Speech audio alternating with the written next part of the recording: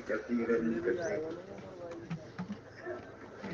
أعوذ بالله من الشيطان الرجيم بسم الله الرحمن الرحيم ومن أحسن قولا ممن دعا إلى الله وعمل صالحا وقال إنني من المسلمين وقال عليه الصلاة والسلام لا يؤمن أحدكم حتى يكون هواه تبعا لما جئت به او كما قال علیہ الصلاۃ والسلام۔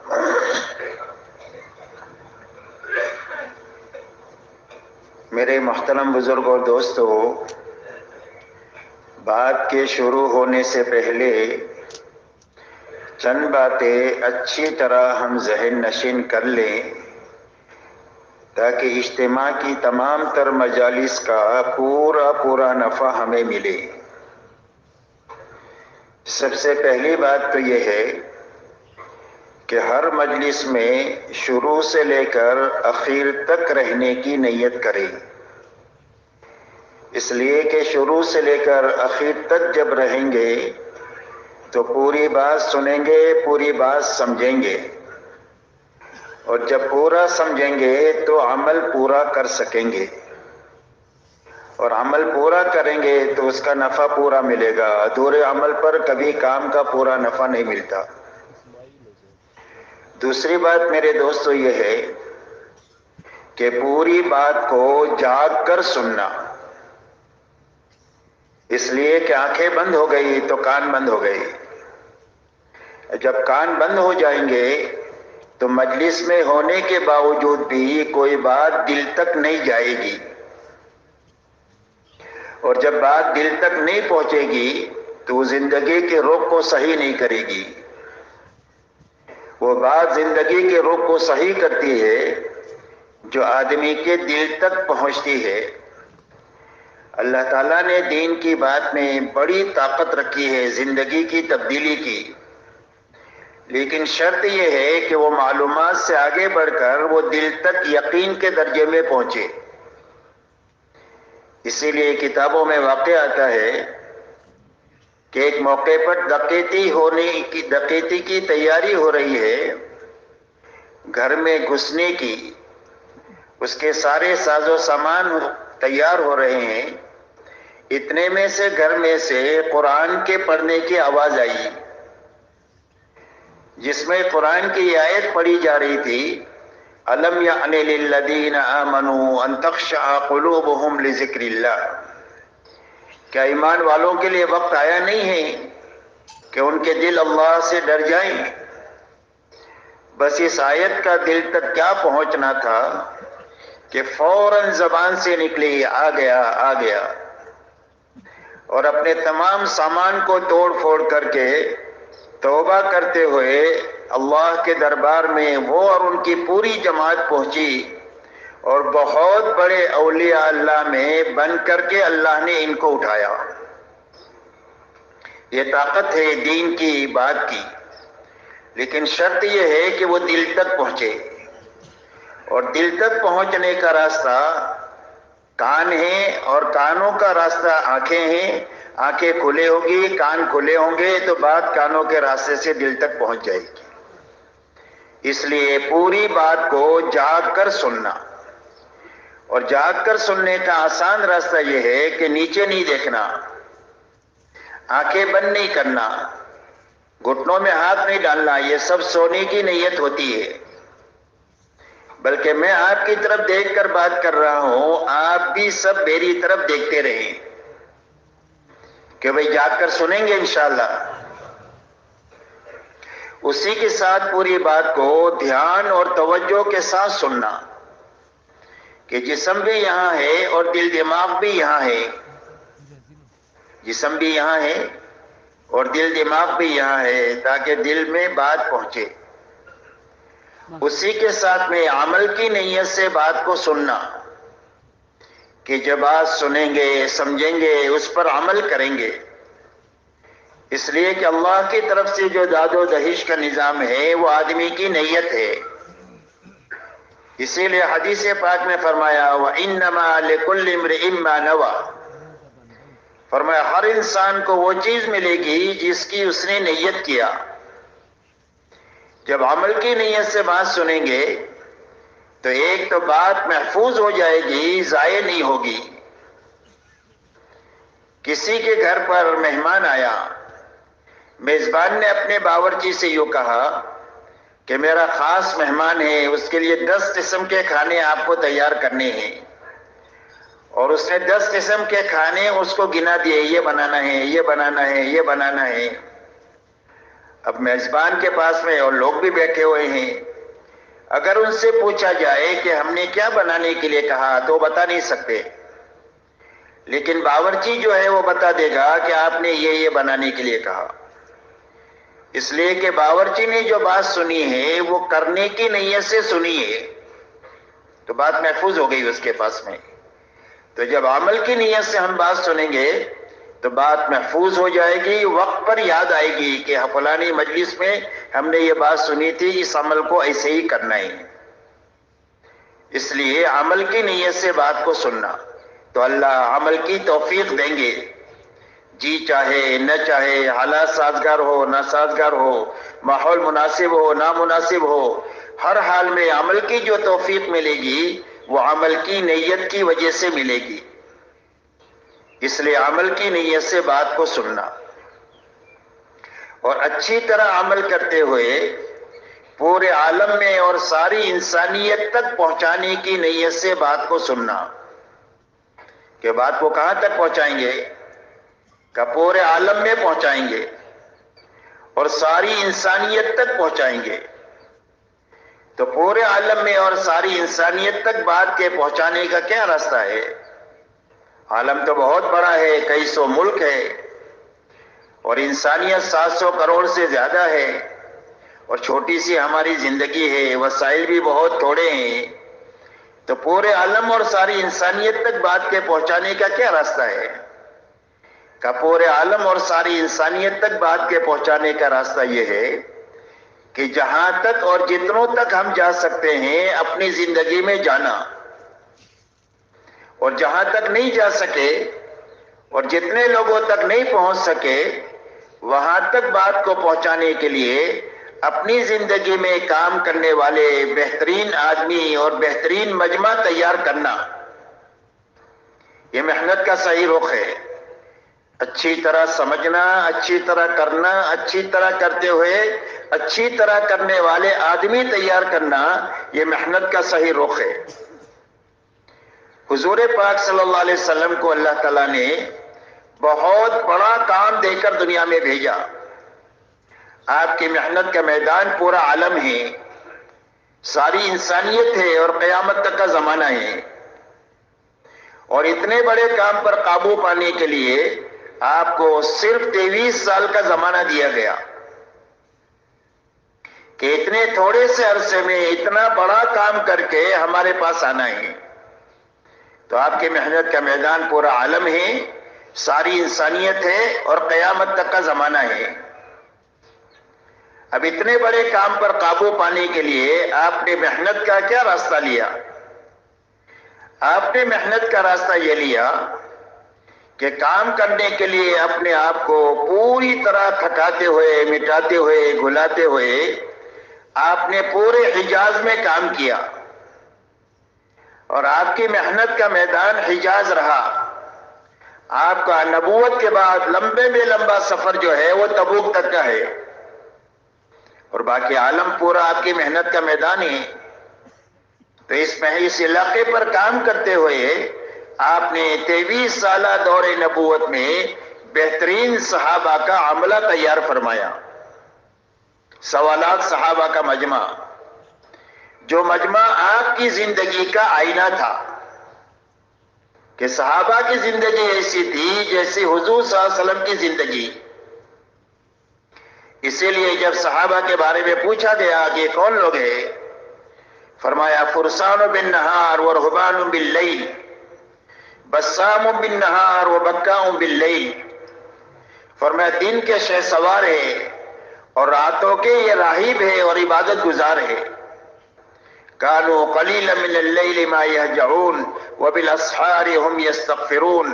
फरमाया रातों को ये बहुत कम सोते हैं और आखिर रातों में करके मिट के खप के अल्लाह के सामने इस्तिग़फ़ार करते हैं कि काम का हक तो अदा नहीं हुआ। फरमाया दिन को हशाश बशाश अल्लाह के दीन का काम करने वाले हैं और रातों को अल्लाह के सामने बहुत ज्यादा रोने वाले हैं। ये सहाबा की सिफत बतलाई कि इनकी शान ये।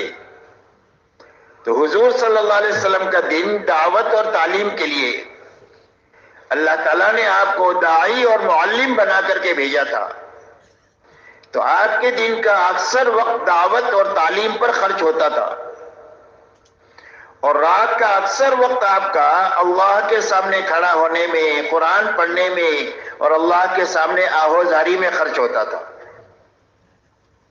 यहां तक कि आप अल्लाह के सामने रात को इतना खड़ा होते थे कि आपके पैरों पर वरम आ जाता था और आपके सीने से रोने की आवाज ऐसी आती थी जैसा हंडिया के उबलने की आवाज आती है। ये आपका दिन है और ये आपकी रात है और यही दोनों चीजें आपके पूरे मजमे में मुंतकिल हुई। 100% ईमान वाले इन दो बुनियादों पर आए, फुरसान बिन नहार व रुहबान बिल लैल। फरमाया दिन के सवार है कि घोड़े की पुष्प पर सवार होकर पूरी दुनिया में फिर रहे हैं, लोगों को अल्लाह का तारुफ कराने के लिए कि अल्लाह कौन है और कैसे हैं, अल्लाह की कैसी शानें हैं, अल्लाह कितनी कुदरत वाले हैं, अल्लाह कितने बड़े हैं, अल्लाह कितने माफ करने वाले हैं, अल्लाह कितने पकड़ने वाले हैं, अल्लाह कितने बड़े पालने वाले हैं, अल्लाह कितने बड़े जिंदगी देने वाले हैं, अल्लाह कितने बड़े मारने वाले हैं, अल्लाह की शानें लोगों को समझाने वाले हैं और रातों के इबादत गुजार हैं। इसलिए मेरे दोस्तों, काम का सही रुख ये है कि काम को पहले तो अच्छी तरह समझना है।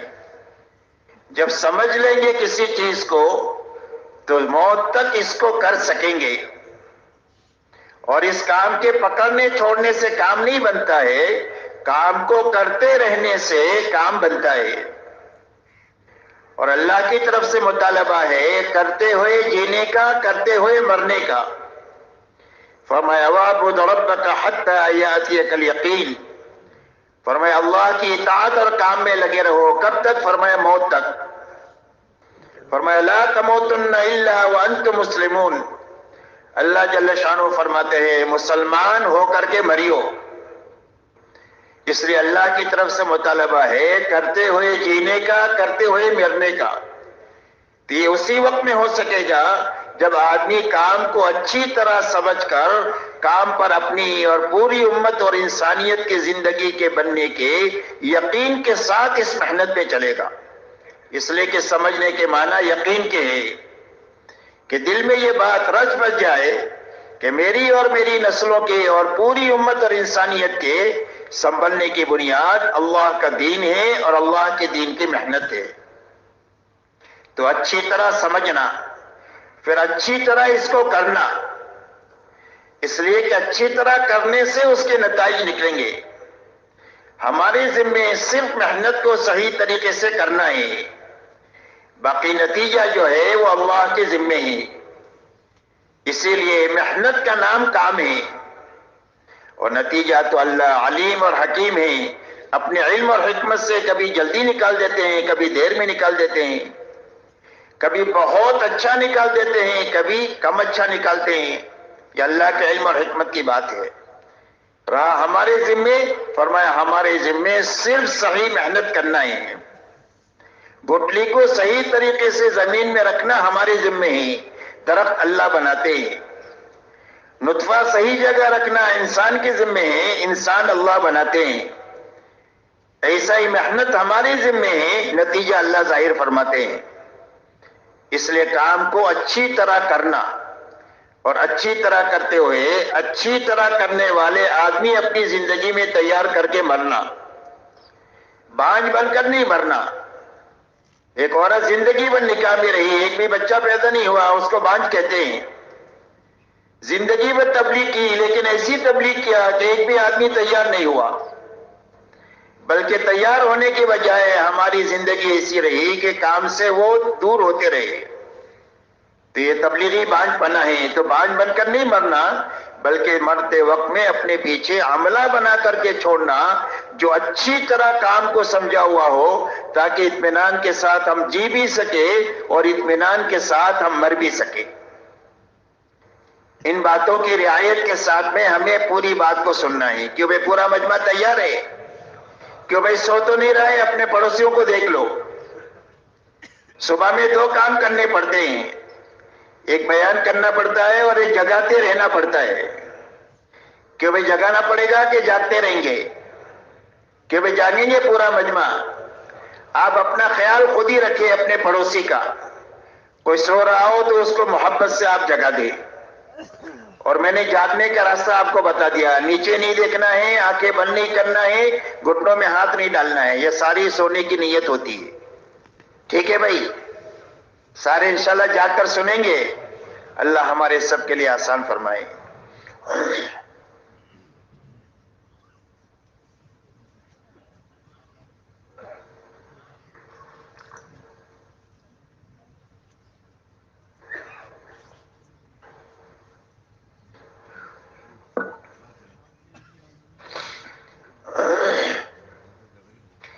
میرے محترم بزرگوں، دوستو، سمجھنے کی اور پوری امت اور انسانیت کو سمجھانے کی بات یہ ہے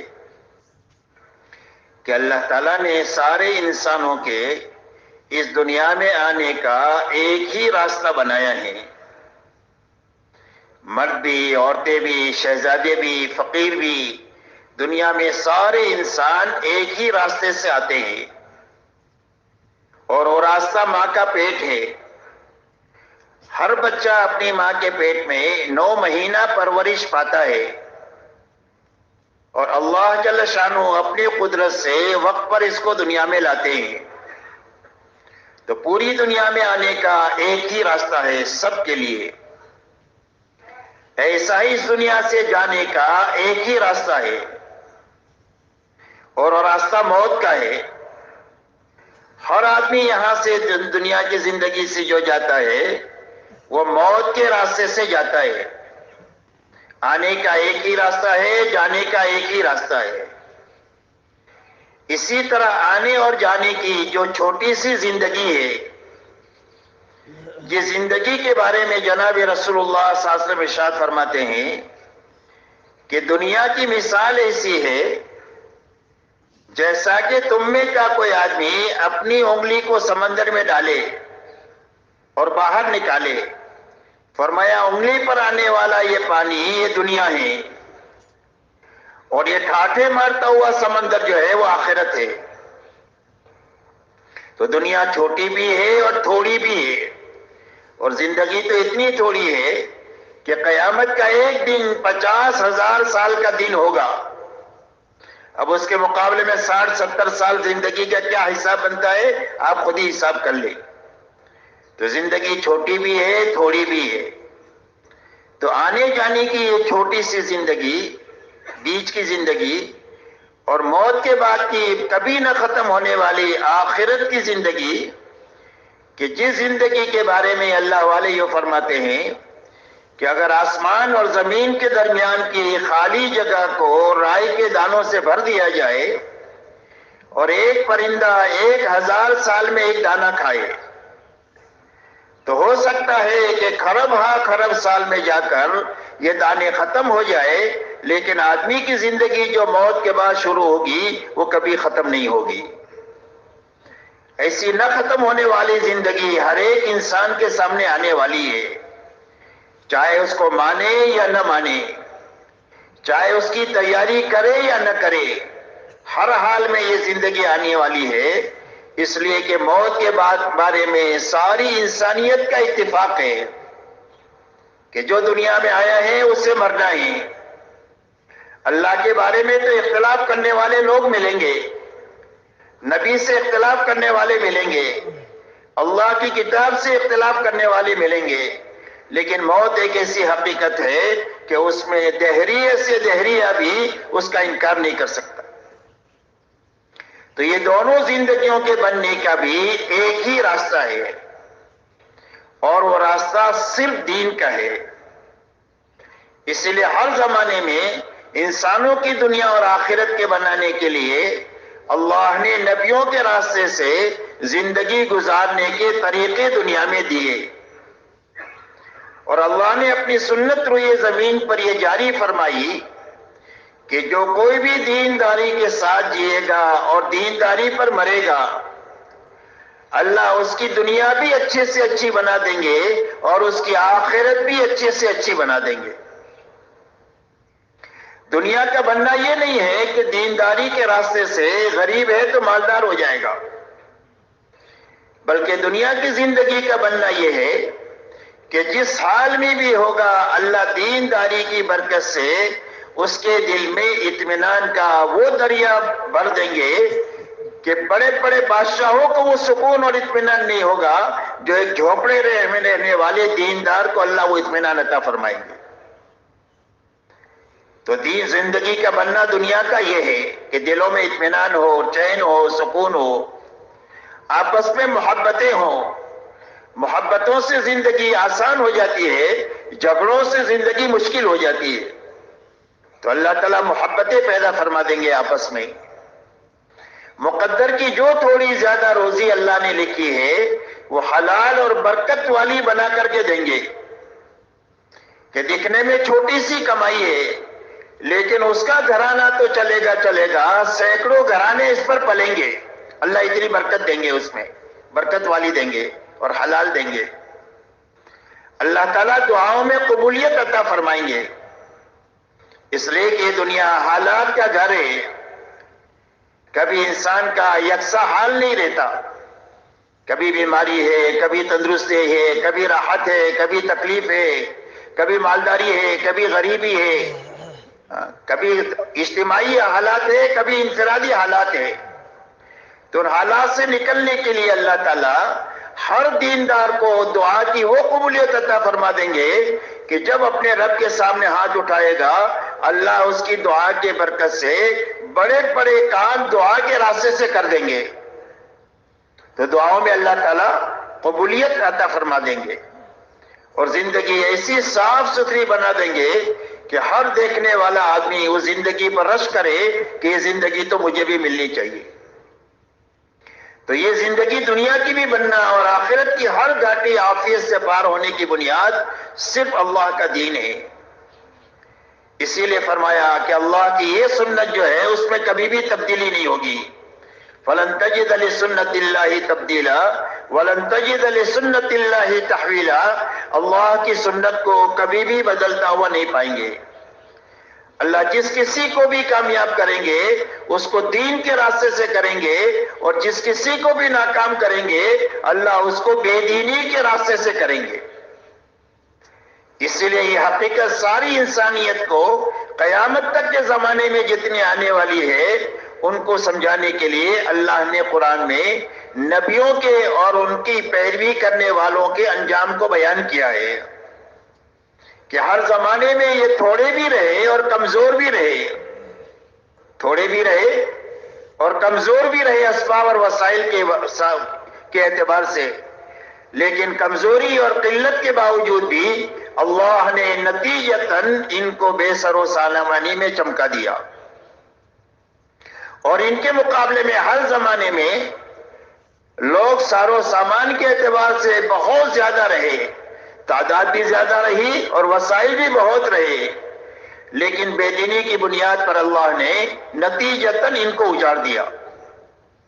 اور اللہ تعالیٰ نے فرمایا فَكُلًّا أَخَذْنَا بِذَنبِهِ فَمِنْهُمْ مَنْ أَرْسَلْنَا عَلَيْهِ حَاصِبًا وَمِنْهُمْ مَنْ أَخَذَتْهُ الصَّيْحَةُ وَمِنْهُمْ مَنْ خَسَفْنَا بِهِ الْأَرْضَ وَمِنْهُمْ مَنْ أَغْرَقْنَا وَمَا كَانَ اللَّهُ لِيَظْلِمَهُمْ وَلَكِنْ كَانُوا أَنفُسَهُمْ يَظْلِمُونَ۔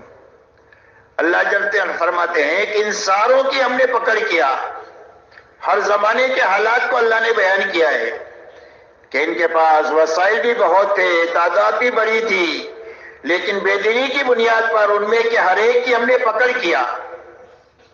اور پکڑنے کی بنیاد کیا ہوئی؟ فرمایا گناہوں والی زندگی ہوئی اور نافرمانی والی زندگی ہوئی جس کی بنیاد پر ہم نے پکڑ کیا۔ ان میں سے کسی پر ہوا کے عذاب کو بھیجا، کہ ہوا نے ان کو اکھاڑ کھاڑ کر ایک دوسرے کے ساتھ ٹکرار کر کے ان کی لاشیں زمین پر گرا دیا.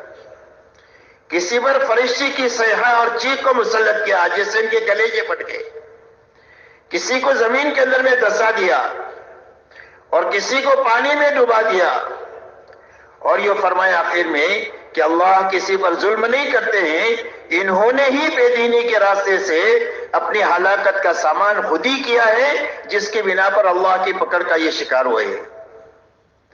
اس لیے میرے دوستو، یہ بنیادی بات ہے جو سمجھنے کی ہے کہ پوری امت اور ساری انسانیت کی دنیا اور آخرت کے بننے کا ایک ہی راستہ ہے، اور وہ صرف دین کا ہے، اور اجڑنے کی ایک ہی بنیاد ہے، اور وہ صرف بے دینی ہے. اسی لیے حدیث پاک میں آتا ہے کہ دنیا میں 4 قسم کے لوگ ہیں. ایک قسم دنیا میں وہ ہے کہ جس کے نصیب میں اللہ نے مال لکھا ہے اور وہ مالدار ہے، اس لیے کہ مال کا تعلق عقل سے بھی نہیں ہے اور محنت سے بھی نہیں ہے کہ بہت عقل والا ہے اس کے لیے مالدار ہے، یا یہ بہت محنت کرتا ہے اس کے لیے مالدار ہے، بلکہ مال کا تعلق اللہ کی تقسیم سے ہے. اور اللہ اپنی علم اور حکمت سے کسی کو زیادہ دیتے ہیں، کسی کو کم دیتے ہیں. کسی کے لیے کم ہی مفید ہوتا ہے، اگر زیادہ آ جائے تو سرکش بن جائے. کسی کے لیے زیادہ مفید ہوتا ہے، اگر اس کا مال اس کے ہاتھ سے نکل جائے تو یہ کافر ہو جاوے. تو اللہ اپنے علم اور حکمت سے کسی کو کم دیتے ہیں، کسی کو زیادہ دیتے ہیں. کم زیادہ دینے میں اللہ کی رضا اور ناراضگی کا دخل نہیں ہے کہ اللہ جس سے راضی ہو اسے زیادہ مال دے اور اللہ جس سے ناراض ہو اس کو کم دے. یہ بات نہیں ہے. بات سمجھ میں آ رہی بھائی؟ بلکہ اللہ اپنے علم حکمت سے کسی کو کم دیتے ہیں، کسی کو زیادہ دیتے ہیں. اب ایک آدمی کے نصیب میں اللہ نے زیادہ مال رکھا اور اس نے اپنی جان لگا کر دین حاصل کیا، اس لیے کہ مال تو آیا تقدیر سے اللہ کی، لیکن دین جو آئے گا وہ ہر آدمی کی اپنی محنت سے آئے گا. تو اس نے اپنی جان لگا کر کے دین حاصل کیا. جب زندگی میں دین آ گیا تو اس کی زندگی میں جینے کا سلیقہ آ گیا کہ مجھے جان کہاں لگانی ہے اور مال مجھے کہاں لگانا ہے. ابھی اپنی جان مال کو اللہ کی مرضیات پر لگا رہا ہے کہ اللہ کی طرف سے حکم آیا جان کے لگانے کا، عبادت کے لائن کا تو عبادت پہ لگ رہا ہے. مال کے لگانے کا تقاضا آیا عبادت کی لائن کا تو اس میں عبادت پہ مال کو لگا رہا ہے. اللہ کی طرف سے حکم آیا دعوت میں لگانے کا تو دعوت کے ہر تقاضے پر اپنی جان مال کو یہ لگا رہا ہے. اللہ کی طرف سے تقاضا آیا اللہ کی مخلوق پر لگانے کا تو اللہ کی مخلوق پر لگا رہا ہے. غرض یہ ہے کہ جو تقاضا اللہ کی طرف سے حکم کی شکل میں آتا ہے اس پر اپنی جان بھی لگا رہا ہے، اپنا مال بھی لگا رہا ہے. فرمایا دنیا میں ایک قسم یہ ہے. دوسری قسم دنیا میں وہ ہے کہ جس کے نصیب میں اللہ نے مال نہیں لکھا ہے لہذا وہ فقیر ہے. مال نہیں لکھا ہے تو وہ فقیر ہے، لیکن فقیر ہونے کے باوجود اس نے اپنی جان لگا کر اپنے آپ کو تھکا کر دین حاصل کر لیا. اس لیے کہ دین کے حاصل کرنے کے لیے مال کی ضرورت نہیں ہے، دین حاصل کرنے کے لیے جان لگانے کی ضرورت ہے. جان لگانے سے آدمی کی زندگی میں دین آتا ہے، جان کھپانے سے آدمی کی زندگی میں دین آتا ہے. ایک آدمی اگر پورے دارالعلوم کا خرچ نبھائے تو اس کی سورہ فاتحہ ٹھیک نہیں ہوگی جب تک خود بیٹھ کر سورہ فاتحہ کو یاد نہیں کرے گا. کوئی بات سمجھ میں آ رہی ہے؟ تو دین زندگیوں میں لانے کے لیے جان زیادہ لگانی پڑتی ہے بنسبت مال کے. لہذا اس غریب نے اپنی جان لگا کر کے دین حاصل کیا. اسی لیے پچھلے زمانے میں شروع میں ایک جماعت آئی چلہ لگا کر کے. پوچھا گیا کہ بھئی چلے میں کتنا خرچ ہوا؟ تو جماعت نے یوں کہا کہ ہر ساتھی کا چلے میں 2 روپیہ خرچہ ہوا. کتنا خرچ ہوا؟ 2 روپیہ. تو پوچھنے والوں نے پوچھا کہ بھئی سفر کے لیے گاڑی مسجد کے دروازے پر کھڑی رہتی ہوگی جو تم کو لے کر جاتی ہوگی، اور تینوں ٹائم دعوت ہوتی ہوگی. تو فرمایا نہ ایک مرتبہ دعوت ہوئی، نہ ایک مرتبہ گاڑی آئی مسجد کے سامنے. پورے 40 دن میں ہم پیدل چلے ہیں. پورے 40 دن میں تہجد پڑھ کر چلنا شروع کرتے تھے، اور گھنٹوں چلنے کے بعد اپنی منزل پر پہنچ کر کام شروع کرتے. لوگوں سے ملنا، ان کو ایمان سمجھانا، آخرت سمجھانا، دین میں کامیابی سمجھانا، بے دینی میں ناکامی سمجھانا، اور پھر اپنی زندگی میں دین پر چلنے کی طاقت پیدا کرنے کے لیے، اللہ کے راستے میں نکلنے کے لیے ان کو تیار کرنا.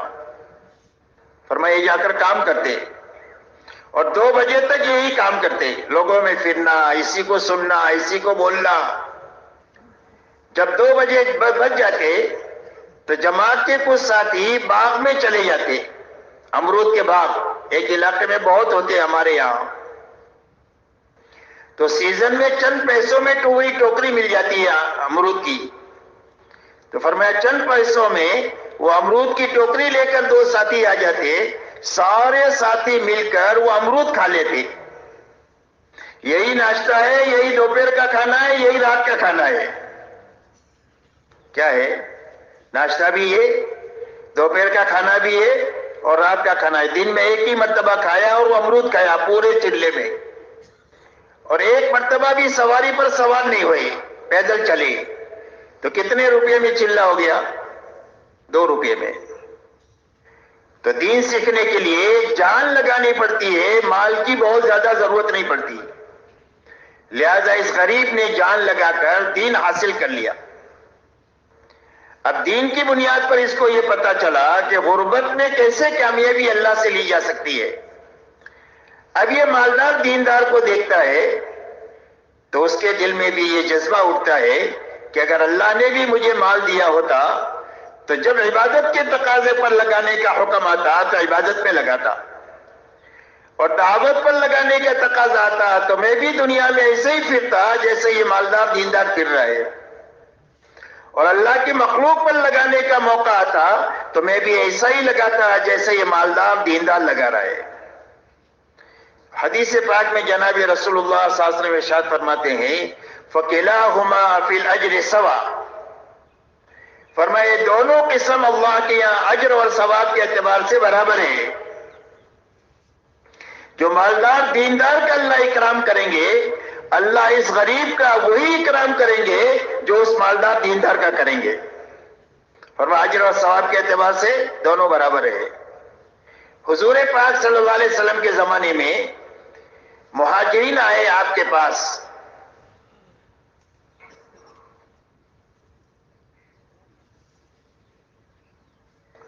اور آ کر یوں فرمایا کہ اللہ کے نبی انصار تو ساری خیر لے اڑے. جان لگانے کا موقع ہے تو جان بہت لگاتے ہیں، ان کی تعداد ہمارے سے بہت زیادہ ہے. اور مال لگانے کا موقع ہے تو ان کے مال بھی زیادہ ہے، مال بھی زیادہ لگاتے ہیں. تو یہ تو ساری خیر لے گئے، ہم تو پیچھے رہ گئے. آپ نے فرمایا جن کے ساتھ ہونا چاہتے ہو؟ فرمایا ہاں اللہ کے نبی ان کے ساتھ ہی ہونا چاہتے ہیں. فرمایا اگر ان کے ساتھ ہونا چاہتے ہو تو ایک تو ان کی قربانی کی قدر کرو. کیا کرو؟ ان کی قربانی اور محنت کی قدر کرو. اور فرمایا ان کے لیے دعا کرو تو تم ان کے ساتھ ہو جاؤ گے. ایسا آسان نسخہ دین نہیں. ہمارا دین جو ہے اس کے اندر میں تو آم کے آم گٹھلی کے بھی دام ہیں. آم کے تو آم اور گٹھلی کے بھی دام. ایسا پیارا دین اللہ نے عطا فرمایا. لہذا فرمایا کہ یہ دونوں اجر اور ثواب کے اعتبار سے برابر ہے. یہ 2 قسم ہوئی دنیا میں. فرمایا تیسری قسم وہ ہے کہ جس کے نصیب میں اللہ نے مال لکھا ہے اور وہ مالدار ہے، اور اس نے اپنی جان نہ لگا کر کے دین حاصل نہیں کیا. جب دین ہی نہیں آیا ہے تو اس کو پتہ ہی نہیں ہے کہ مال کہاں لگانا چاہیے. تو یہ مال خواہشات میں لگاتا ہے. اپنی خواہشات پوری کرنے میں حلال اور حرام کی رعایت کے بغیر اللہ کے مخلوق پر ظلم و ستم ڈھانے میں لگا رہا ہے اور ہر جائز ناجائز میں مال لگا رہا ہے، اس لیے کہ زندگیوں میں صحیح چلنے کا سلیقہ جو پیدا ہوتا ہے وہ صرف دین دراز کے راستے سے ہوتا ہے، اور کوئی راستہ صحیح سلیقہ پیدا ہونے کا ہے ہی نہیں ہے۔ چاہے دنیا میں کتنا ہی پڑھا لے، لیکن صحیح سلیقہ زندگی میں جینے کا جو آئے گا وہ صرف دین کے راستے سے آئے گا۔ تو فرمایا تیسری قسم وہ ہے کہ مالدار ہے اور بے دین ہے۔ چوتھی قسم فرمایا وہ ہے کہ جس کے نصیب میں اللہ نے مال نہیں لکھا ہے لہذا وہ غریب ہے، لیکن اس نے اپنی جان لگا کر دین حاصل نہیں کیا، جان لگا کر کے دین حاصل نہیں کیا۔ اب یہ جب مالدار بے دین کو دیکھتا ہے تو اس کے دل میں ایک ہوک اٹھتی ہے اور لالچ پیدا ہوتی ہے، اور اس کو دیکھ کر یہ کہتا ہے کہ کاش میرے پاس بھی مال ہوتا تو میں بھی ایسا ہی عیاشی کرتا جیسا یہ کر رہا ہے، اور میں وہ سارے کام کرتا جیسے یہ مالدار بے دین کر رہا ہے۔ حالانکہ مال نہیں ہے اور نہ خرچ کرنے کے اس کی طاقت ہے، لیکن اس کے اندر کا جذبہ یہ ہے۔ تو جناب رسول اللہ صلی اللہ علیہ وسلم ارشاد فرماتے ہیں فَقِلَاهُمَا فِي الْوِزْرِ سَوَا، فرمایا عذاب اور پکڑ کے اعتبار سے یہ دونوں برابر ہے۔ جو پکڑ اس مالدار بے دین کی ہوگی اس کے اندر کے اس غلط جذبے کی بنیاد پر اس کی پکڑ بھی وہی ہوگی۔ اس لیے میرے محترم دوستو اچھی طرح سمجھنے کی بات ہے کہ کامیابی کی بنیاد صرف اللہ کا دین ہے اور ناکامی کی بنیاد صرف بے دینی ہے۔ اللہ نے ہمارے پر احسان فرمایا کہ اللہ تعالیٰ نے ہمیں مسلمان گھرانے میں پیدا فرما کر اسلام بھی عطا فرمایا اور ایمان کی رمق بھی عطا فرما دیا۔ یہ اللہ کا خصوصی انعام ہے جو کروڑوں انسانوں میں سے چن کر اللہ نے ہمیں اتنی بڑی نعمت عطا فرمائی ہے۔ اس لیے کہ اللہ کے یہاں جو پسندیدہ طریقہ ہے وہ صرف دین اسلام ہے، اور پوری انسانیت کا ایک ہی مذہب ہے اور وہ دین اسلام ہے۔ اللہ نے سارے مذاہب کو منسوخ فرما کر ساری انسانیت کے لیے ایک ہی طریقہ پسند کیا، اور قرآن میں اعلان فرمایا ان الدین عند اللہ الاسلام، فرمایا زندگی گزارنے کا جو طریقہ اللہ کے یہاں پسندیدہ ہے وہ صرف دین اسلام ہے۔ وَمَن يَبْتَغِي غَيْرَ الْإِسْلَامِ دِينًا فَلَن يُقْبَلَ مِنْهُ وَهُوَ فِي الْآخِرَةِ مِنَ الْخَاسِرِينَ، فرمایا اسلام کے علاوہ کسی اور راستے پر چل کر کے کوئی آئے گا اللہ کے یہاں وہ راہ مقبول نہیں ہوگی اور وہ آخرت میں زبردست نقصان اٹھانے والا ہوگا۔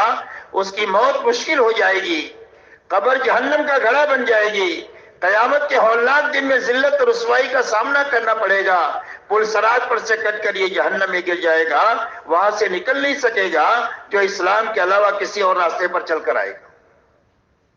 اللہ نے احسان فرما کر ہمیں اتنی بڑی نعمت بغیر مانگے اور بغیر استحقاق کے اللہ نے عطا فرمائی۔ اب اللہ جل شانہ کا مطالبہ ہر ایمان والے سے یہ ہے کہ اسلام میں پورے داخل ہو جاؤ۔ اللہ جل شانہ ارشاد فرماتے ہیں یا ایھا الذین آمنوا ادخلوا فی السلم کافۃ ولا تتبعوا خطوات الشیطان انہ لکم عدو مبین۔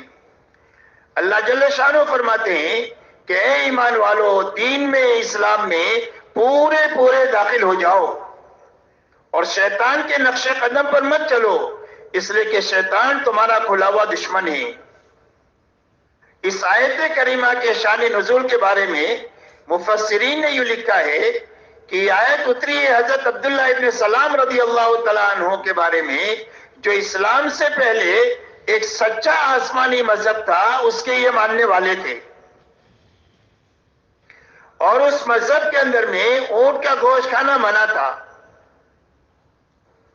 ان کے دل میں یہ جذبہ پیدا ہوا کہ اسلام میں اونٹ کا گوشت کھانا فرض واجب نہیں ہے، حلال ہے، بہت ساری چیزیں حلال ہیں، اب کرے تو کوئی حرج نہیں، نہ کرے تو کوئی بات نہیں۔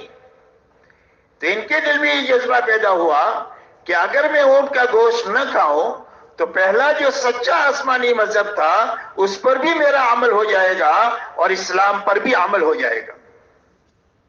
ایسے اچھے جذبے سے ایک مباح چیز کو چھوڑا، فرض نہیں چھوڑا، کوئی واجب نہیں چھوڑا، کوئی گناہ کا کام نہیں کیا، ایسے اچھے جذبے سے ایک مباح چیز کو چھوڑا، تو اس پر اللہ کی طرف سے قرآن میں آیت اتر رہی ہے کہ اے ایمان والو، اسلام میں پورے داخل ہو جاؤ اور شیطان کے نقش قدم پر مت چلو، اس لیے کہ شیطان تمہارا کھلا ہوا دشمن ہے۔ اسلام کے آنے کے بعد کسی اور تہذیب اور تمدن کی طرف، کسی اور کے طور طریق کی طرف اور کسی اور مذہب کی طرف تمہاری للچائی ہوئی نگاہوں سے دیکھنا، اللہ اس کو برداشت نہیں کریں گے، اس لیے کہ ہم نے دین اسلام پورا اتار دیا ہے۔ الیوم اکملت لکم دینکم واتممت علیکم نعمتی ورضیت لکم الاسلام دینا، فرمایا ہم نے تمہارے لیے دین کو پورا اتار دیا ہے، کوئی چیز ایسی نہیں چھوڑی کہ جس میں تمہاری رہبری نہ کی ہو۔ جوتا پہننے کا طریقہ بھی بتایا، نماز پڑھنے کا طریقہ بھی بتایا، شادی کرنے کا طریقہ بھی بتایا، حکومت کرنے تک کا طریقہ بتا دیا کہ زندگی کے ہر حرکت اور سکون میں اللہ کی طرف سے اور اللہ کے نبی کی طرف سے پوری رہبری ملے گی کہ اس کام کو کیسے کرنا ہے کہ جس کی وجہ سے تمہاری دنیا دین بن جائے۔ اسی لیے مسلمان کا کوئی بھی کام دنیا نہیں ہے، مسلمان کا ہر کام دین ہے، شرط یہ ہے کہ اس کام کو حکم کے مطابق کرے اور حضور صلی اللہ علیہ وسلم کے طریقے کے مطابق کرے۔ جب طریقے کے مطابق کرے گا اور حکم کے مطابق کرے گا تو اس کی عبادت بھی دین بن جائے گی، اس کا بیوی بچوں میں رہنا بھی دین بن جائے گا، اس کا کاروبار کرنا بھی دین بن جائے گا، اس کا جاگنا بھی دین، اس کا سونا بھی دین۔ حدیث پاک میں آتا ہے کہ ایک آدمی نے عشاء کی نماز جماعت کے ساتھ پڑھی تو فرمایا ایسا ہے جیسا کہ آدھی رات اس نے اللہ کے سامنے نماز میں قیام کیا، اور فجر کی نماز جماعت کے ساتھ پڑھی تو ایسا ہے کہ پوری رات اللہ کے سامنے عبادت میں گزاری۔ حالانکہ 8 گھنٹہ سویا ہے لیکن حکم کے مطابق سویا ہے اور طریقے کے مطابق سویا ہے، تو اس کے 8 گھنٹے کی نیند کو اللہ تعالیٰ نے دین بنا دیا۔ ایک آدمی اگر 60 سال کی عمر میں 8 گھنٹہ سوئے گا تو 20 سال سونے میں جائیں گے، تو فرمایا سونا اس کا دین بن جائے گا، کمانا دین بن جائے گا، خرچ کرنا دین بن جائے گا، ہر چیز دین بن جائے گا۔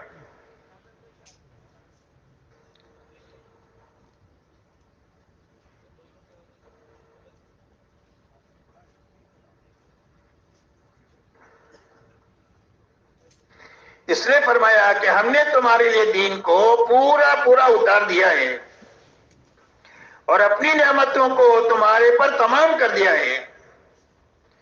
اللہ کی طرف سے ساری نعمتیں راضی ہو کر جو ملے گی وہ دین کے راستے سے ملے گی، جو نعمتیں اللہ کی طرف سے راضی ہو کر ملے گی وہ دین کے راستے سے ملے گی۔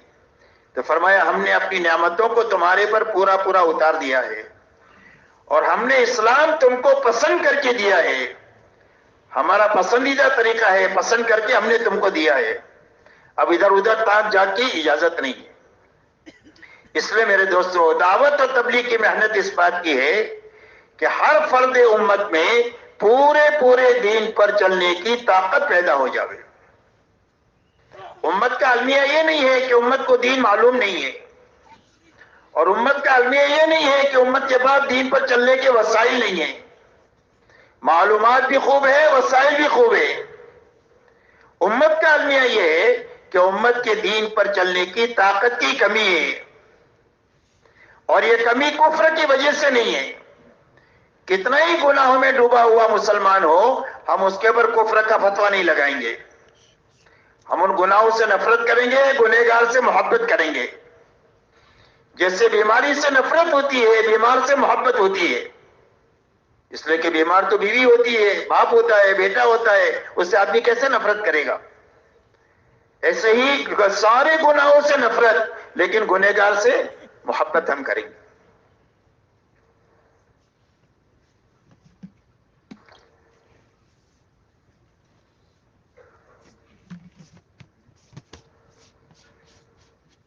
اس لیے میرے محترم دوستو، یہ محنت اس بات کی ہے کہ ہر ایمان والے میں پورے دین پر چلنے کی طاقت پیدا ہو جاوے۔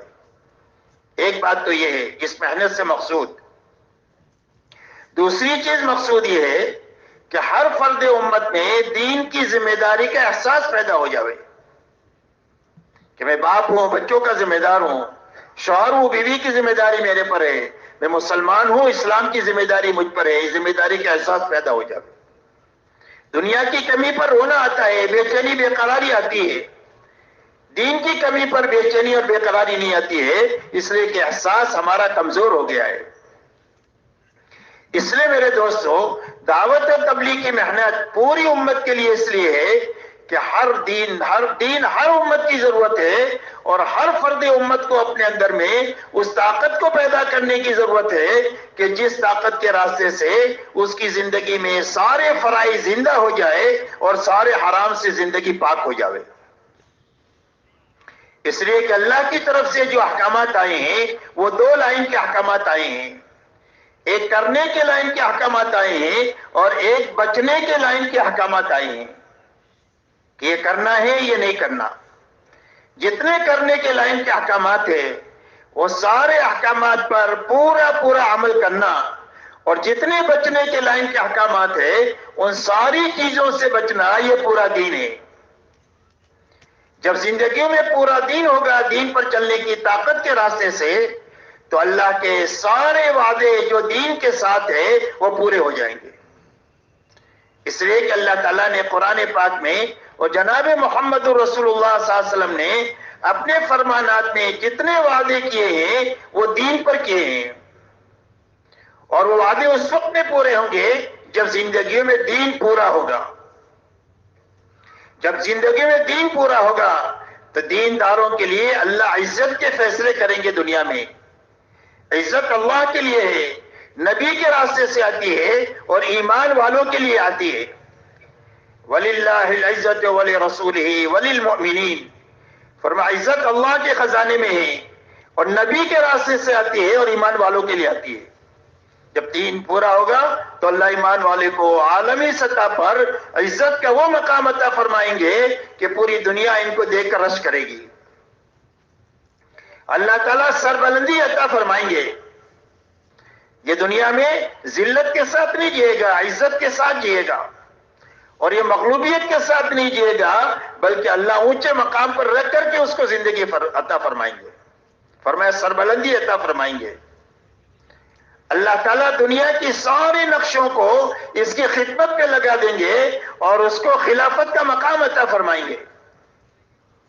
دین کو اللہ قوت عطا فرما دیں گے دنیا میں کہ انفرادی زندگیوں میں بھی دین کا راج ہوگا اور اجتماعی زندگیوں میں بھی دین کا راج ہوگا، اور زندگی کے سارے شعبوں میں دین چلے گا اور دینداری کے ساتھ ہر ایمان والا چلے گا، اور دنیا میں دین کو اللہ وہ قوت عطا فرمائیں گے کہ جس کو دیکھ کر کے لوگ غلط زندگیاں چھوڑ کر اس زندگی کی طرف جوک در جوک آتے چلے جائیں گے۔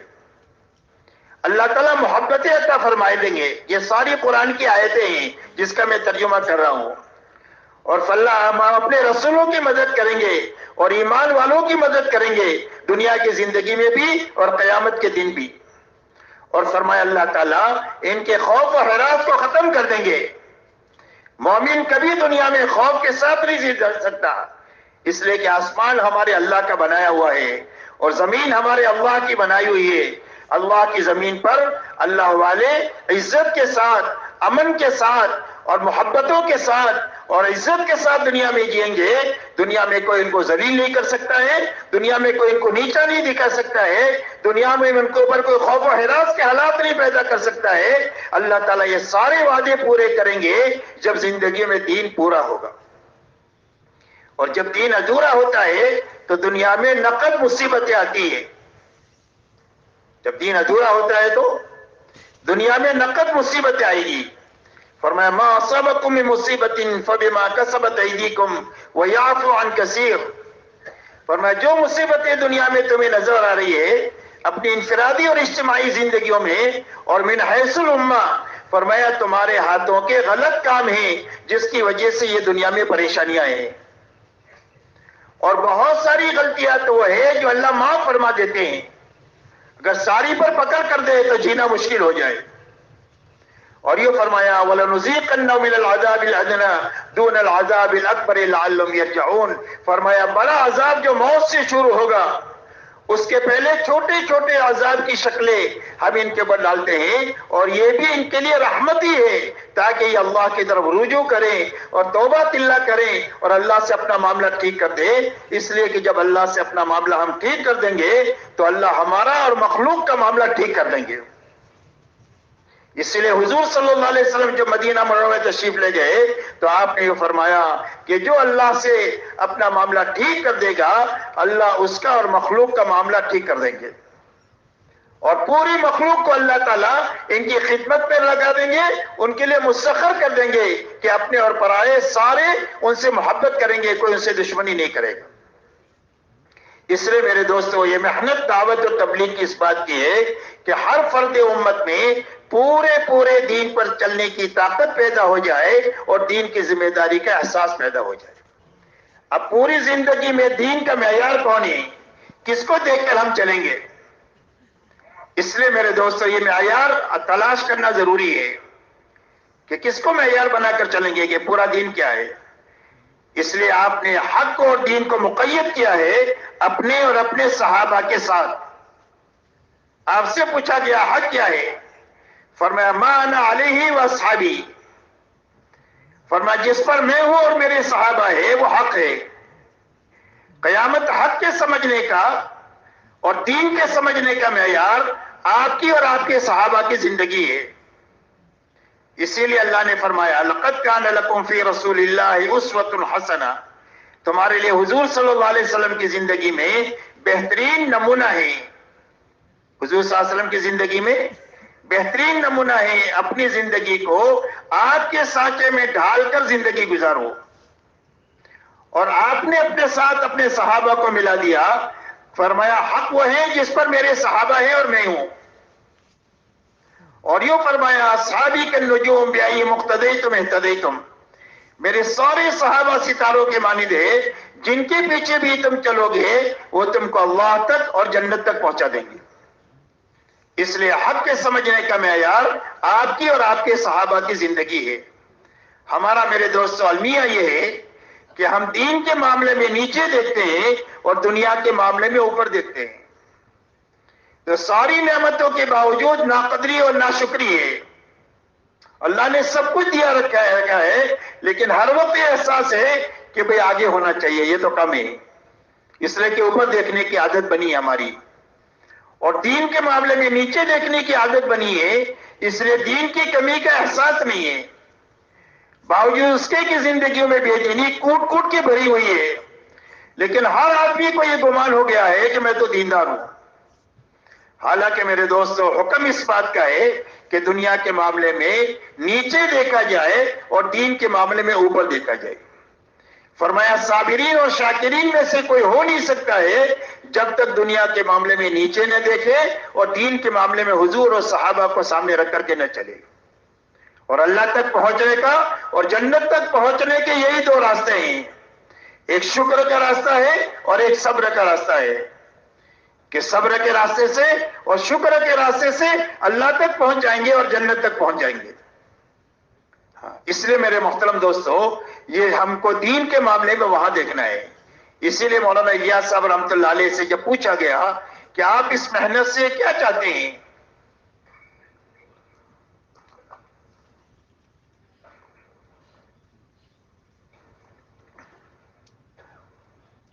تو فرمایا میں اس محنت سے یہ چاہتا ہوں کہ اس محنت کو امت کرتے کرتے اور اچھی طرح کرتے کرتے اور جتنی کرنی چاہیے اتنی کرنے کے راستے سے وہاں پہنچ جائے جہاں حضور صلی اللہ علیہ وسلم امت کو چھوڑ کر گئے تھے۔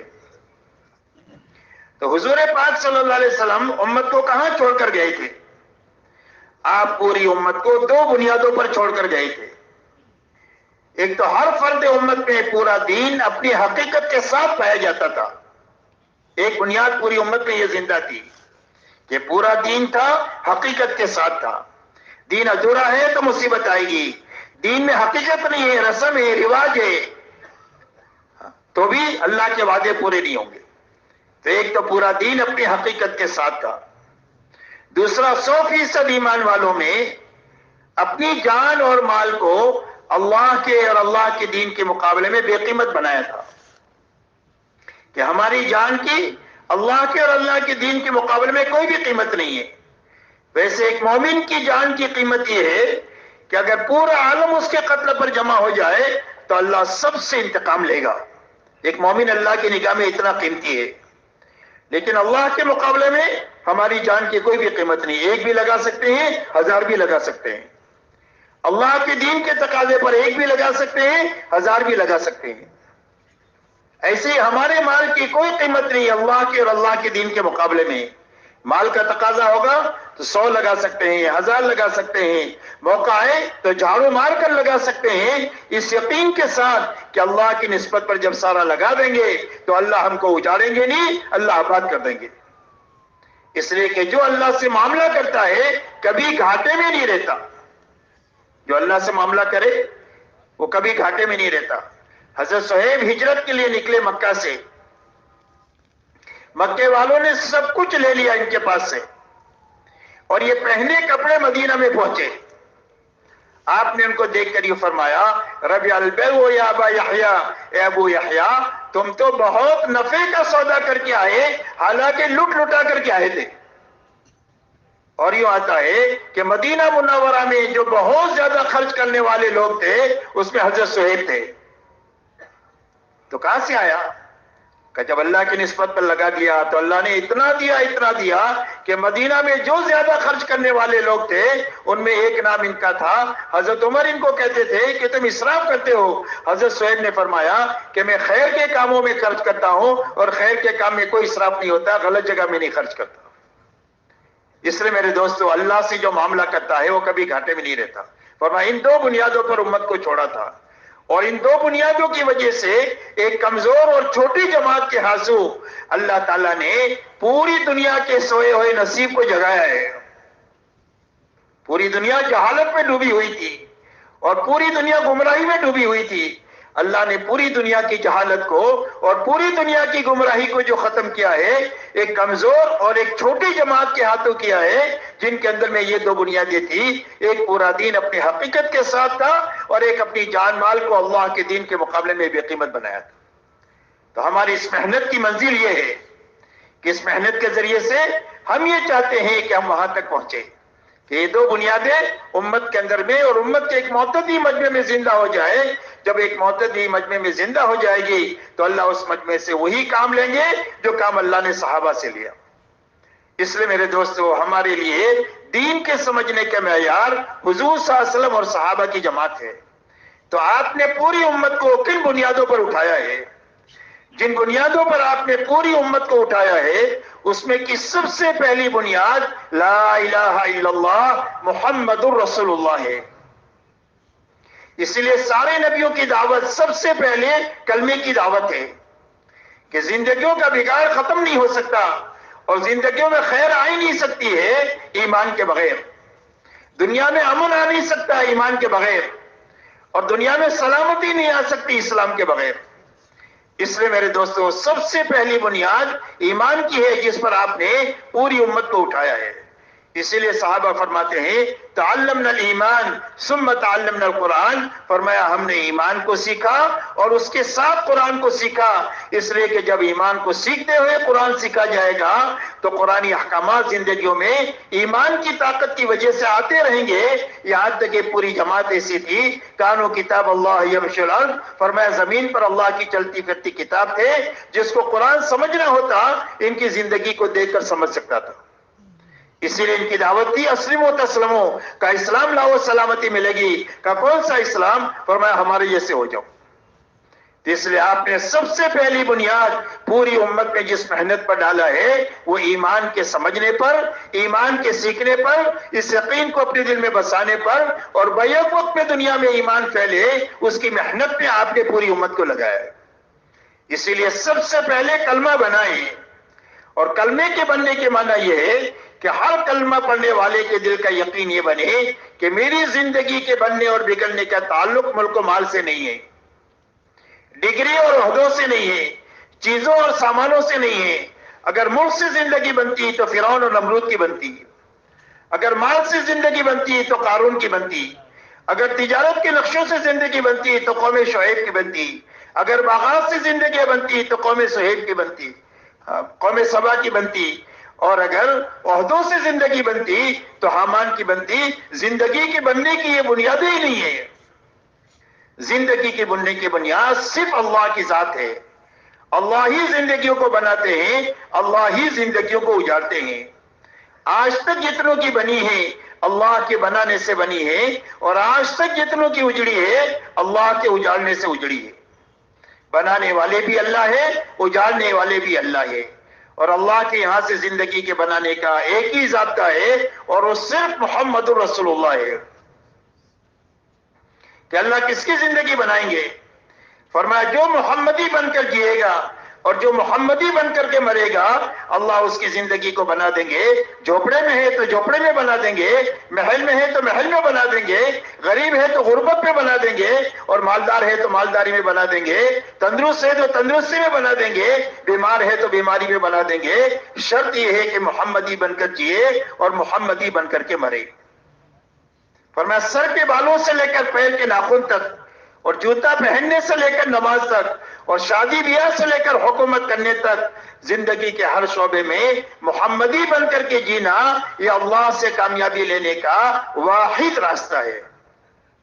اس لیے اللہ کے نبی سے محبت پیدا ہو جائے، اپنی جانوں سے زیادہ، اپنی تمام تر اولاد اور بیویوں سے زیادہ، اور ساری چیزوں سے زیادہ محبت اللہ کے نبی کی ہو جائے۔ یہ نبی کا حق ہے کہ نبی کی محبت سب سے زیادہ دل میں ہو۔ نبی کا حق ہے کہ نبی کی عظمت اللہ کے بعد ہمارے دل میں ہو۔ بعد از خدا بزرگ تو ہی قصہ مختصر، فرمایا اللہ کے بعد اگر کسی کا مقام ہے تو جناب محمد رسول اللہ صلی اللہ علیہ وسلم کا ہے۔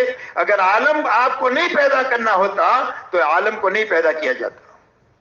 اس لیے آپ کی عظمت اور بزرگی ہمارے دلوں میں ہو، آپ کی اطاعت ہمارے دلوں میں ہو، ہماری زندگیوں میں ہو، کہ جو آپ کہیں گے وہ کریں گے، جس سے آپ منع کریں گے اس سے رک جائیں گے۔ اللہ نے فرما دیا ما آتاکم الرسول فخذوہ وما نہاکم عنہ فانتہوا، فرمایا جو نبی تمہیں دے دے وہ لے لو، اور جس سے روک دے اس سے رک جاؤ۔ اس لیے آپ کی ہر بات میں آپ کی اطاعت کی جائے گی، خوشی میں بھی اور غمی میں بھی، اور یہ فرمایا آپ کی اتباع کی جائے گی۔ فرمایا ہمارا کھانا سونا پہننا شادی بیاہ سب آپ کے نقش قدم پر ہوگا۔ ہم کھائیں گے ایسے جیسا آپ نے کھایا، سوئیں گے ایسے جیسا آپ سوئے، کپڑے ایسے پہنیں گے جیسا آپ نے پہنے، شادی ایسے کریں گے جیسا آپ نے کیا۔ اپنی زندگی کے ہر حرکت اور سکون میں ہم آپ کی اتباع اور پیروی کے ساتھ چلیں گے۔ جب حضور صلی اللہ علیہ وسلم والی سنت ہماری زندگیوں میں آ جائے گی، زندگی کے ہر حرکت اور سکون میں، تو ہم اللہ کے محبوب بن جائیں گے، اور اللہ تعالیٰ سنت والی زندگی کے اپنانے کی برکت سے جو انعامات دیں گے، سب سے پہلا انعام دیں گے کہ سنت کی برکت سے اللہ اس زندگی جینے والے کی محبت نیک لوگوں کے دلوں میں پیدا کر دیں گے۔ نیک لوگوں کے دلوں میں یہ محبوب ہو جائے گا سنت والی زندگی کے اپنانے کی برکت سے۔ فرمایا فاسق اور فاجر اور بے ایمانوں کے دلوں میں اللہ اس کا رعب ڈال دیں گے۔ اللہ اس کا رعب بے ایمانوں کے اور فاسق اور فاجر کے دلوں میں ڈال دیں گے کہ ان سے آنکھ ملا کر کے اور بلند آواز سے بات نہیں کر سکتا ہے جو سنت والی زندگی اپنا کر دنیا میں جیے گا۔ اللہ یہ انعام دیں گے۔ اللہ روزیوں میں برکت عطا فرمائیں گے سنت کی برکت سے، اور فرمایا دین میں پختگی عطا فرما دیں گے۔ یہ کوئی حال دنیا کا اس کو اس زندگی سے ہٹا نہیں سکتا ہے۔ اتنی پختگی دین میں جو آئے گی وہ سنت والی زندگی کے راستے سے آئے گی، اس لیے کہ جو سنت نہیں چھوڑ سکتا کہ وہ واجب کو چھوڑے گا، جو واجب نہ چھوڑے کبھی فرض چھوڑ سکتا ہے، اور جو فرض نہ چھوڑے کبھی ایمان چھوڑ سکتا ہے۔ فرمایا دین میں پختگی جو آئے گی وہ سنت کی برکت سے آئے گی، اور اللہ کا ولی بننے کا اور اللہ والا بننے کا آسان راستہ، محفوظ راستہ، سارے خطرات سے پاک راستہ وہ سنت والا راستہ ہے، کہ جس کے ذریعے سے آدمی اللہ سے قریب ہو جائے گا اور اللہ کا محبوب ہو جائے گا۔ اسی لیے فرمایا قل ان کنتم تحبون اللہ فاتبعونی یحببکم اللہ ویغفر لکم ذنوبکم واللہ غفور رحیم۔ اللہ جل شانہ فرماتے ہیں کہ اے ہمارے نبی جی، ہمارا شاہی فرمان آپ انسانوں کو سنا دیجئے کہ اگر تمہیں اللہ سے محبت کا دعویٰ ہے تو اس کی دلیل یہ ہے کہ اس دلیل میں میرے پیچھے پیچھے چلو۔ نبی کے پیچھے چلنا یہ اللہ سے محبت کی دلیل ہے کہ اللہ کی اس سے محبت ہے، اس کے پیچھے اللہ کے نبی سے کے پیچھے پیچھے یہ چل رہا ہے۔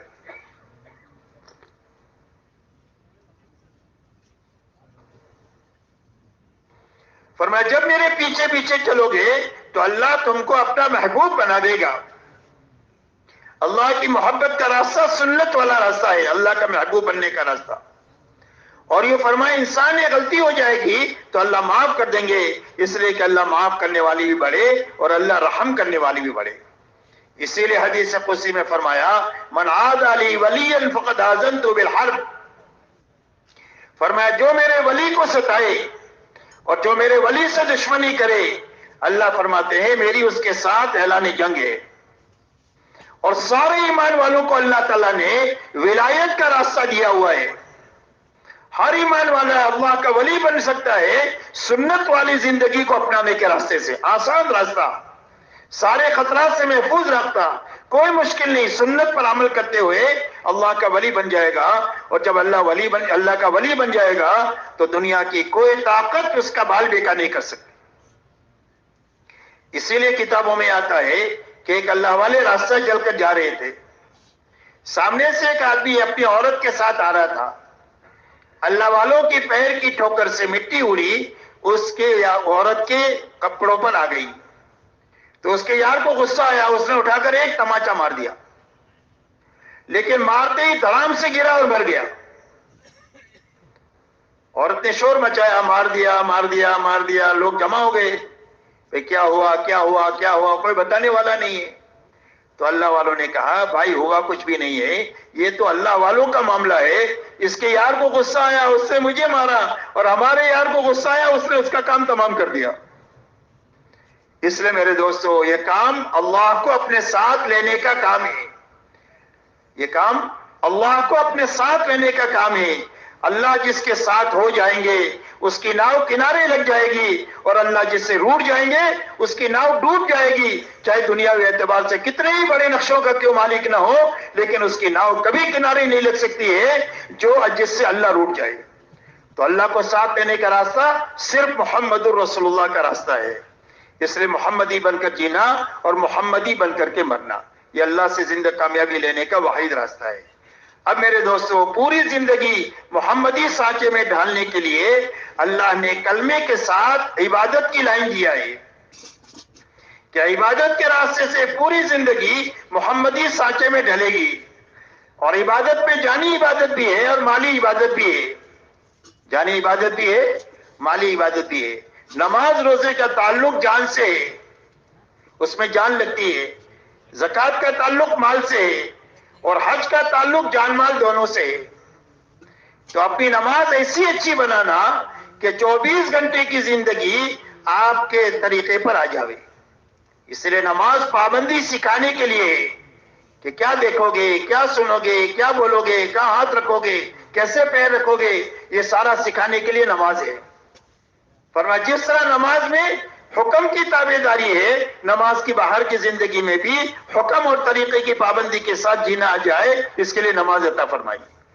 اسی لیے فرمایا نماز آدمی کو بے حیائی اور برائی کے کاموں سے روکتی رہتی ہے، نماز بنتی چلی جائے گی، زندگی صاف ستھری بنتی چلی جائے گی۔ ایسا ہی روزے کے راستے سے آدمی کی زندگی میں تقوی پیدا ہو جائے گا، اور تقوی پیدا ہونے کے معنی یہ ہے کہ حرام سے بچنے کی طاقت پیدا ہو جائے گی۔ اللہ نے روزے کی یہی غایت قرآن میں بیان فرمائی کہ ہم نے روزے اس لیے فرض کیے ہیں کہ تمہارے اندر تقوی پیدا ہو جائے۔ اور حدیث پاک میں جناب رسول اللہ صلی اللہ علیہ وسلم فرماتے ہیں اتق المحارم تکن عبد الناس، فرمایا حرام سے بچ جاؤ تم سب سے بڑے عبادت گزار ہو۔ حرام سے بچنا یہ سب سے بڑی عبادت گزاری ہے۔ 24 گھنٹہ نماز ہے، روزہ ہے، تسبیح تلاوت ہے، تبلیغ ہے، کوئی بھی 24 گھنٹہ نہیں ہو سکتی، لیکن حرام سے بچ کر آدمی 24 گھنٹہ عبادت گزار رہ سکتا ہے۔ اور آدمی کی زندگی میں تقوی پیدا ہو گیا، حرام سے بچنے کی طاقت پیدا ہو گئی، تو میرے دوستو یہ اتنا بڑا کام ہے کہ اس کی زندگی کے سارے مسائل تقوی کے راستے سے حل ہو جائیں گے۔ حضرت عبد الرحمن ابن عوف رضی اللہ تعالیٰ عنہ نے ایک مرتبہ حضرت عمر رضی اللہ تعالیٰ عنہ سے یہ فرمایا کہ امیر المومنین، آپ جو بھی مال بیت المال میں آتا ہے وہ سارا خرچ کر ڈالتے ہیں، مسلمانوں کی ضرورت کے لیے مستقبل میں کوئی چیز رکھتے ہی نہیں ہے۔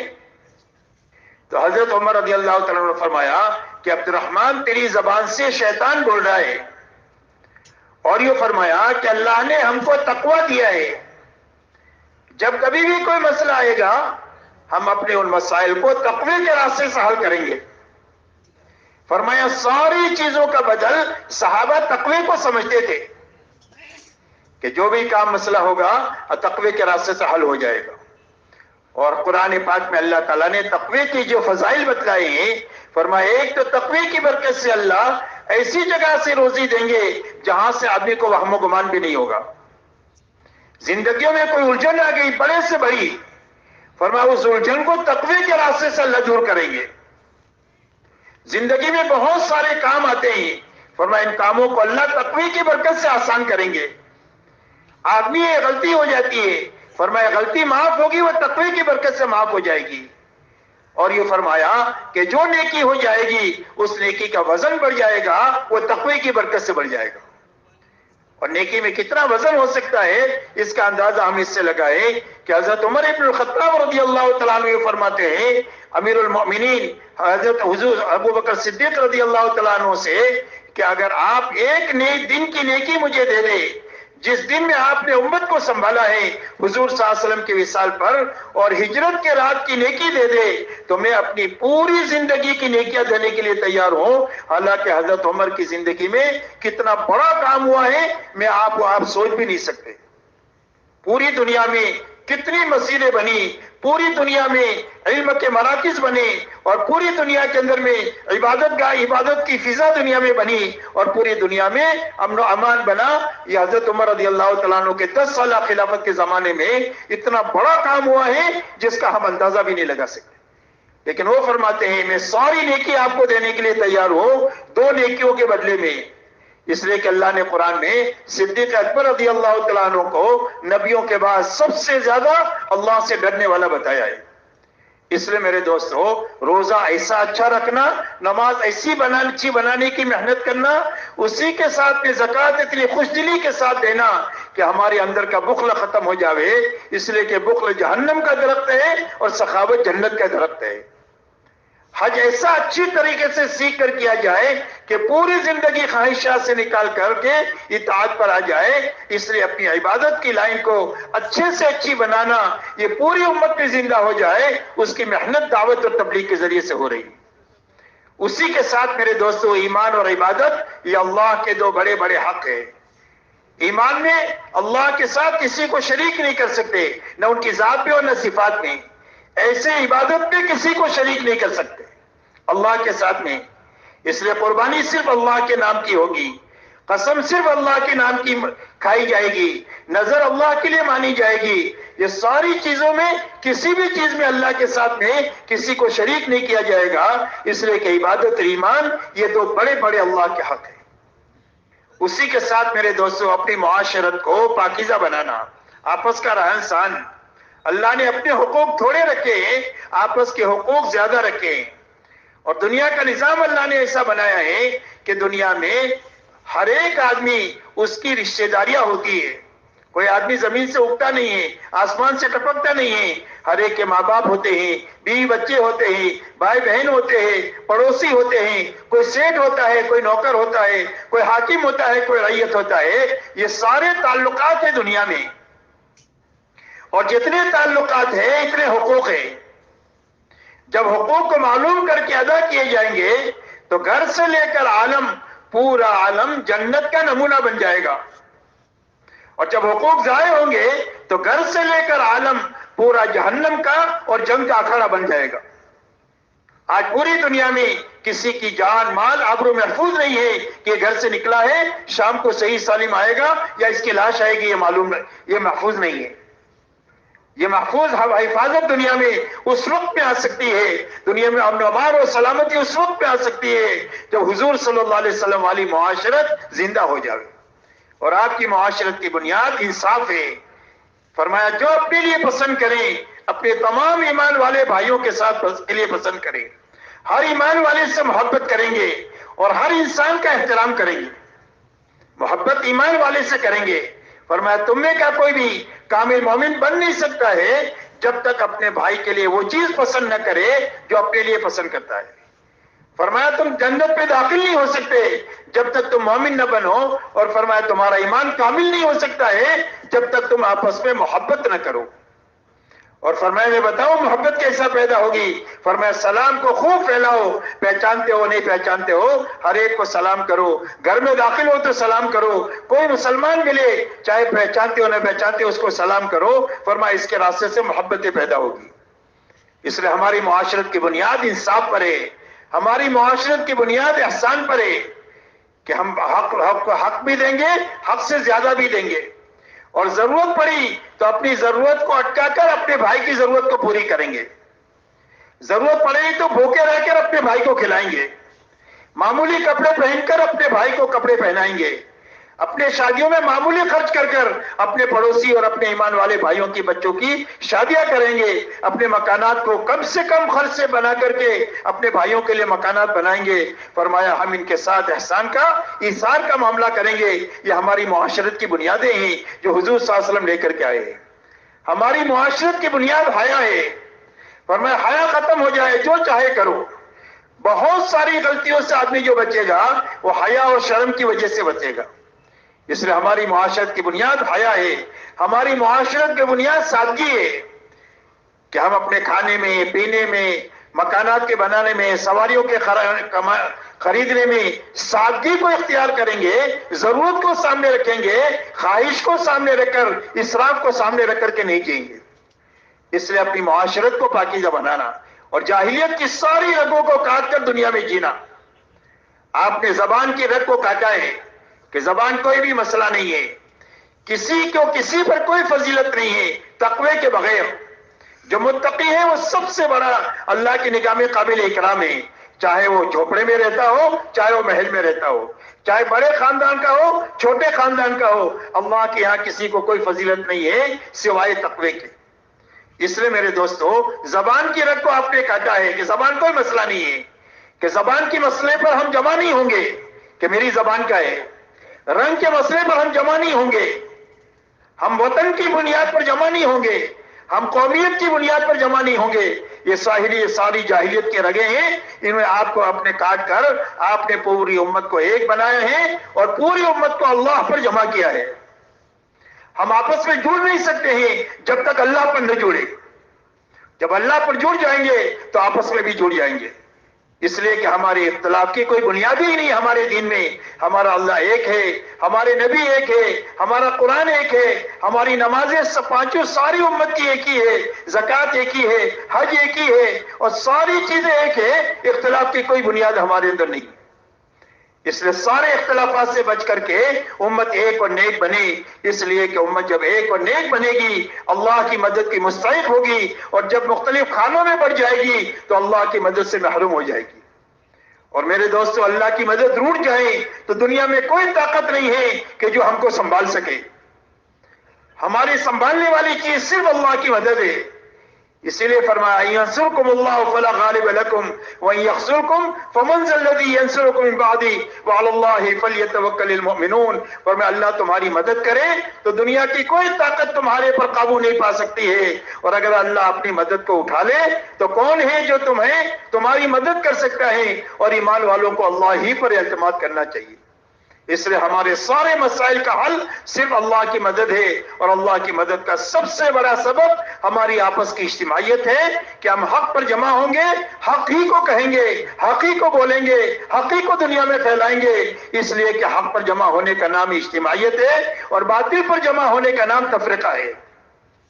اسی لیے بے ایمانوں کے بارے میں فرمایا تحسبهم جميعا وقلوبهم شتى. فرمایا ان کی بہت بڑی بھیڑ تم کو نظر آئے گی حالانکہ ان کے دل اندر سے پھٹے ہوئے ہیں. بھیڑ کے جمع ہونے کا نام اجتماعیت نہیں ہے، حق پر جمع ہونے کا نام اجتماعیت ہے.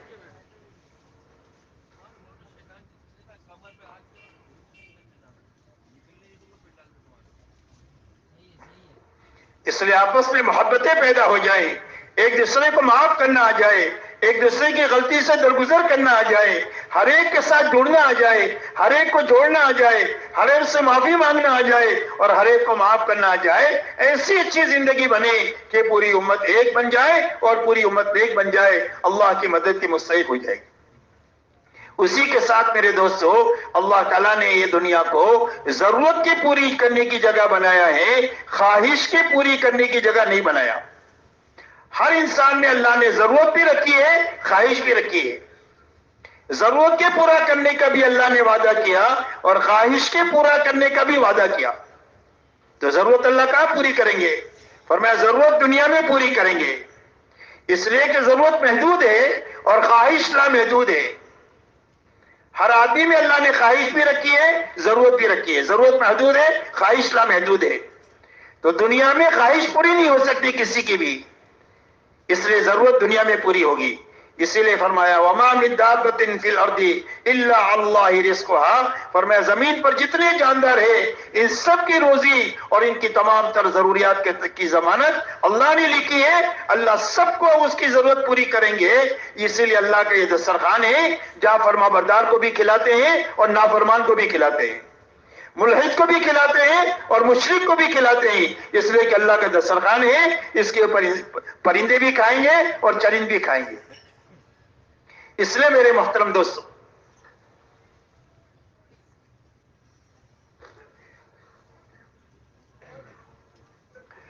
اس لیے ضرورت دنیا میں پوری ہوگی۔ خواہش اللہ نے کیوں رکھی ہر ایک میں لامحدود دنیا میں؟ فرمایا خواہش کو پورا کرنے کے لیے نہیں رکھی ہے، خواہش کو حکم کے مقابلے میں توڑنے کے لیے رکھی ہے۔ جتنے احکامات آئیں گے اس کے مقابلے میں خواہش آئے گی، تو حکم کے مقابلے میں خواہش کو توڑنے کے لیے رکھا ہے کہ جب خواہش ٹوٹے گی حکم پورا کرنے کے لیے تو اللہ ہدایت کا نور عطا فرمائیں گے۔ جب پیٹرول جلتا ہے تو گاڑی چلتی ہے، اور چراغ میں جب تیل جلتا ہے تو روشنی آتی ہے۔ ایسا ہی خواہش ٹوٹتی ہے تو ہدایت کا نور ملتا ہے اور ایمان کا نور ملتا ہے۔ حدیث پاک میں آتا ہے کہ ایک آدمی راستہ چل رہا ہے اور سامنے سے کوئی حرام چیز آ گئی، اس نے اپنی نگاہ کو نیچی کر لیا حرام سے، فرمایا اللہ اس کو ایمان کی حلاوت عطا فرمائیں گے جو اس کے دل میں وہ محسوس کرے گا۔ اس لیے خواہشات کو اللہ نے توڑنے کے لیے رکھا ہے، پورا کرنے کے لیے نہیں رکھا۔ تو خواہشات کہاں پوری کریں گے؟ فرمایا خواہشات اللہ جنت میں پوری کریں گے، اس لیے کہ آخرت لامحدود ہے، یہ خواہشات لامحدود ہے، وہاں پوری ہوگی۔ اسی لیے فرمایا وَلَكُمْ فِيهَا مَا تَشْتَهِي أَنفُسُكُمْ وَلَكُمْ فِيهَا مَا تَدَّعُونَ، فرمایا تمہارے لیے جنت میں وہ ہے جو تمہارا جی چاہے۔ آدمی کی ہر چاہت جنت میں پوری ہوگی، چاہت تو لامحدود ہے، وہ ساری لامحدود خواہشات جنت میں پوری ہوگی، اس کی تفصیل میں نہیں جا سکتے، اور ہر مانگ پوری ہو جائے گی، زبان کی نکلتے ہی اس کی مانگ پوری ہو جائے گی۔ کوئی نعمت ختم بھی نہیں ہوگی، کوئی نعمت سے روک ٹوک بھی نہیں ہوگی، نعمتوں کا لامتناہی سلسلہ ہوگا، اور ہر جنتی کا ایک بہت بڑا ملک ہوگا جس میں وہ بادشاہوں کی طرح رہے گا۔ جوان بنا کر داخل کریں گے جہاں کبھی یہ بوڑھا نہیں ہوگا، تندرست بنا کر داخل کریں گے جہاں کبھی بیمار نہیں ہوگا، خوبصورت بنا کر داخل کریں گے جہاں یہ کبھی بدصورت نہیں ہوگا، زندگی دے کر اللہ داخل کریں گے جہاں کبھی اس پر موت نہیں آئے گی۔ ہر ایک کا حسن حضرت یوسف علیہ السلام جیسا ہوگا، ہر ایک کی آواز حضرت داؤد علیہ السلام جیسی ہوگی، ہر ایک کی جوانی حضرت عیسیٰ علیہ السلام جیسی ہوگی، اور ہر ایک کا قد حضرت آدم علیہ السلام جیسا ہوگا، اور ہر ایک کے اخلاق جناب محمد رسول اللہ صلی اللہ علیہ وسلم جیسے ہوں گے، اور ہر جنتی کو 100 آدمیوں کی طاقت دے کر اللہ جنت میں داخل کریں گے۔ اس لیے خواہشات کی پوری کرنے کی جگہ اللہ نے جنت بنائی ہے، ضرورت پوری کرنے کی جگہ اللہ نے دنیا بنائی ہے۔ اس لیے اپنی ضرورتوں کو حاصل کرنے میں کھانا ہے، کپڑا ہے، مکان ہے، سواری ہے اور شادی ہے، ان ضرورتوں کے حاصل کرنے میں حلال راستہ اختیار کرنا، حرام سے بچنا، سنت طریقے پر پوری کرنا، اسراف سے بچنا، یہ حکم ہے۔ اس لیے کہ حلال اور حرام کی تاثیر ایسی ہے جیسا کہ کھانے کی ہوتی ہے۔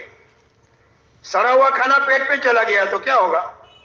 طے ہو جائے گی، اسہال ہو جائے گا، پھوڑی پھوسی نکل جائے گی، کیا ہوا؟ کا فوڈ پوائزن ہو گیا۔ ایسے ہی حرام کھانا پیٹ میں جائے گا تو حرام سوجے گا، اور جب حلال زندگی میں آئے گا اور بچوں کی زندگی میں آئے گا تو حلال کام سوجیں گے۔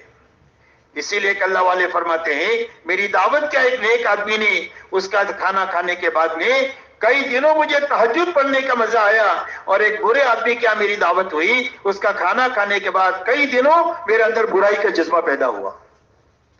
حلال و حرام کی اتنی زبردست تاثیر ہے، اس لیے اپنے کھانے کمانے کی لائنوں کو علماء پر پیش کرنا، ہر قسم کے مشتبہ سے، ہر قسم کے حرام سے، ہر قسم کے ناجائز کاموں سے اپنے تمام شعبوں کو پاک کر کے اپنی روزی کو، اپنی تمام ضروریات زندگی کو حلال بنانا، تاکہ حلال کے راستے سے ہماری عبادتیں بھی قبول ہو جائیں اور ہماری دعاؤں بھی قبول ہو جائیں، ورنہ عبادت بھی قبولیت سے رک جائے گی اور دعائیں بھی قبولیت سے رک جائے گی۔ جب زندگی میں حرام آئے گا تو بیت اللہ میں پہنچ کر کے بھی دعائیں قبول نہیں ہوگی۔ اس لیے میرے دوستو اپنی زندگی میں کھانے کمانے کی لائنوں کو صاف ستھری بنانا، آپ گھبراؤ مت کہ حلال پر آئیں گے تو کم ہو جائے گا، کم سے گھبرانے کی بات نہیں ہے، اس کم میں اللہ وہ برکت دیں گے کہ آپ کا گزارا تو ہوگا، آپ کی نسلوں کا ہوگا، اور سینکڑوں گھرانے آپ کی کمائی پر اللہ تعالیٰ ان کا گزارا بھی کریں گے، اللہ اتنی برکتیں اپنے خزانے سے دیں گے۔ اس لیے میرے دوستو اپنے کھانے کمانے کی لائنوں کو صاف ستھری بنانا، اسی کے ساتھ اپنی اخلاقی زندگی کو اچھے سے اچھی بنانا، کہ زندگی ایسی اچھی گزاریں گے کہ اپنوں کو بھی نفع ہو، پرایوں کو بھی نفع ہو، ساری انسانیت کے ساتھ ہم بھلائی کریں گے۔ ہمارے پڑوس میں کہ کوئی غیر مسلم ہے اور بھوکا ہے تو اس کو کھلائیں گے، کپڑا نہیں ہے تو کپڑا پہنائیں گے، اس کے بچے شادی کے لائق ہوں گے، اللہ نے ہم کو دیا ہے تو اس کے بچوں کی شادی کرا دیں گے، زکوٰۃ ایمان والوں کو دیں گے، لیکن نفلی صدقات کے ذریعے سے ساری انسانیت کے ہم کام آئیں گے۔ اس لیے کہ امت حضور صلی اللہ علیہ وسلم رحمت للعالمین ہے، آپ کی امت بھی ساری انسانیت کے لیے رحمت بن کر کے جیے گی، زحمت اور تکلیف کا ذریعہ بن کر نہیں جیے گی۔ اس لیے اپنی اخلاقی زندگی کو اچھے سے اچھی بنانا، اور اخلاق کا خلاصہ حضور صلی اللہ علیہ وسلم نے چند باتوں میں بتایا ہے۔ آپ فرماتے ہیں کہ اخلاق کا خلاصہ یہ ہے کہ جو تمہارے ساتھ برائی کرے اس کے ساتھ بھلائی کرو، جو تمہارے پر ظلم و زیادتی کرے اس کو معاف کرو، درگزر کرو، اس لیے کہ معاف کرنا آسان ہے، بدلہ لینا مشکل ہے۔ فرمایا جو رشتہ داریوں کو توڑے اس کی رشتہ داری کو جوڑو، ہر حال میں رشتہ داریوں کو نبھانا چاہیے، اپنی جس لائن کی بھی رشتہ داریاں ہے کبھی رشتہ داری کو خراب نہیں کرنا چاہیے۔ صلہ رحمی قیامت کے دن اللہ سے کہے گی کہ اللہ جس نے مجھے جوڑا اپنی رحمت سے اس کو جوڑ دے، اور جس نے مجھے دنیا میں کاٹا اس کو اپنی رحمت سے تو کاٹ دے۔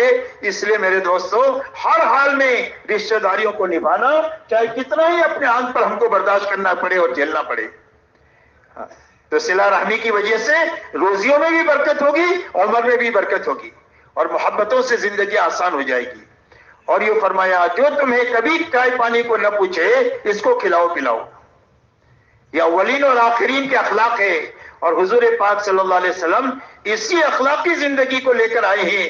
آپ نے اپنی زندگی میں کبھی اپنی ذات کے لیے کسی سے بدلہ انتقام نہیں لیا۔